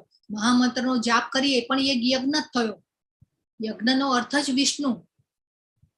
તો આ બધું આપણે આપણા માટે કરવાનું છે અને આ બધું આપણે કરતા રહીશું ને તો ભગવાન કહે છે કે જે અંત સમયે મને જાણી શકો છો. તો ભગવાન હવે શું કે છે, તો અંત સમયે જો આપણે, આ કોણ છે? હરે કૃષ્ણ, કોઈ કહી શકશે આ કોણ છે? ભીષ્મ પિતામહ. યસ, ભીષ્મ પિતામહ છે. ભીષ્મ પિતામહનું મૃત્યુ કેવી રીતે થયું હતું? જો પાસે ભગવાન બેઠેલા છે, હે, તો આ ભીષ્મ પિતામહનું મૃત્યુ આવી રીતે થયું હતું. ભગવાન એમની પાસે છે. ભીષ્મ પિતામહ પણ ભગવાનના ભક્ત હતા. છેલ્લે યુદ્ધ પૂરું થયું પછી ભગવાન પાંડવોને કહે છે કે ભાઈ ચાલો તૈયાર થઈ જાઓ, સરસ, અને આપણે તમારા દાદાનો જવાનો ટાઈમ થઈ ગયો છે, તો આપણે જઈએ એમની પાસે અને એમને મુક્ત કરીએ. ત્યારે ભીષ્મ પિતામહ જે છે ખૂબ સુંદર ભગવાનનો હાથ પકડી અને એમનું મૃત્યુ થયેલું છે. ભગવાનનો હાથ પકડી અને ભગવાનની સ્તુતિ કરે છે, વાંગમયી સ્તુતિ કરે છે ભીષ્મ પિતામહ, અને આવી રીતે મૃત્યુ થયું છે. તો આવું મૃત્યુ હોવું જોઈએ. ભાઈ આવતીકાલનો અધ્યાય 8મો જે છે ખૂબ સરસ અધ્યાય છે. આર્ટ ઓફ ડાઈંગ ભગવાન સમજાવે છે. મૃત્યુને કેવી રીતે સુધારવું ને એ ભગવાન કાલના અધ્યાયમાં સમજાવશે. જીવન જીવતા પણ ભગવાન શીખવાડે છે. આર્ટ ઓફ લિવિંગ પણ ઘણા બધી સંસ્થાઓ, ધર્મ સંસ્થાઓ પણ અત્યારે છે કે જે શીખવાડે છે આપણને કે આ રીતે. પરંતુ જેને કહેવાય ને કે મૃત્યુને કેવી રીતે સુધારવું ને એ ભગવાન જ શીખવાડે છે આપણને. તો કાલનો અધ્યાય ખૂબ સરસ છે. આપણે કેવી રીતે આપણા મૃત્યુને સુધારવું જોઈએ એ આવતીકાલના અધ્યાયમાં સમજાવશે ભગવાન. આપણે આપણી લાઈફ, આપણી જે જિંદગી જે છે એમાં પણ આપણે જીવન જીવતા પણ શીખીએ છીએ. તો એ ઘણીવાર આપણા અનુભવો દ્વારા શીખીએ છીએ. ઘણીવાર આપણે, એટલે આપણા માતા પિતા, શિક્ષકો, આપણો સમાજ શીખવે આપણને કે કેવી રીતે જીવવું જોઈએ. પછી ભગવાને પણ ભગવદ્ ગીતામાં આપણને જીવન જીવતા શીખવાડ્યું, અને પણ મૃત્યુને કેવી રીતે સુધારવું ને એ કોઈ શીખવાડતું નથી. તો એ આપણને હંમેશા ભગવાન જ શીખવાડે છે. તો કાલનો અધ્યાય પણ ખૂબ સરસ છે. તો જોડાયેલા રહેજો તમે બધા. 18 અધ્યાય સુધી ખૂબ સરસ જ્ઞાન આપવામાં આવે છે ને ખૂબ સરસ રીતે ડિઝાઇન કરવામાં આવેલો છે કોર્સને. તો આપણે સરસ અધ્યાય બાય અધ્યાય ભગવદ્ ગીતાને જાણીશું. તો હરે કૃષ્ણ. આજે આ અધ્યાય અહીંયા પૂરો થાય છે. તો આજે અધ્યાયનો સાર છે, વાંછા કલ્પતરુભ્યશ્ચ કૃપા સિંધુભ્ય એવ ચ પતિતાનાં પાવનેભ્યો વૈષ્ણવેભ્યો નમો નમઃ. શ્રી અનંત કોટી વૈષ્ણવ વૃંદ કી જય. ભગવદ ગીતા કી જય. સદગુરુદેવ કી જય. શિલા પ્રભુપાદ કી જય. હરે કૃષ્ણ. બધાને હરે કૃષ્ણ. હરે કૃષ્ણ હરે માતાજી. કૃષ્ણ. હરે કૃષ્ણ.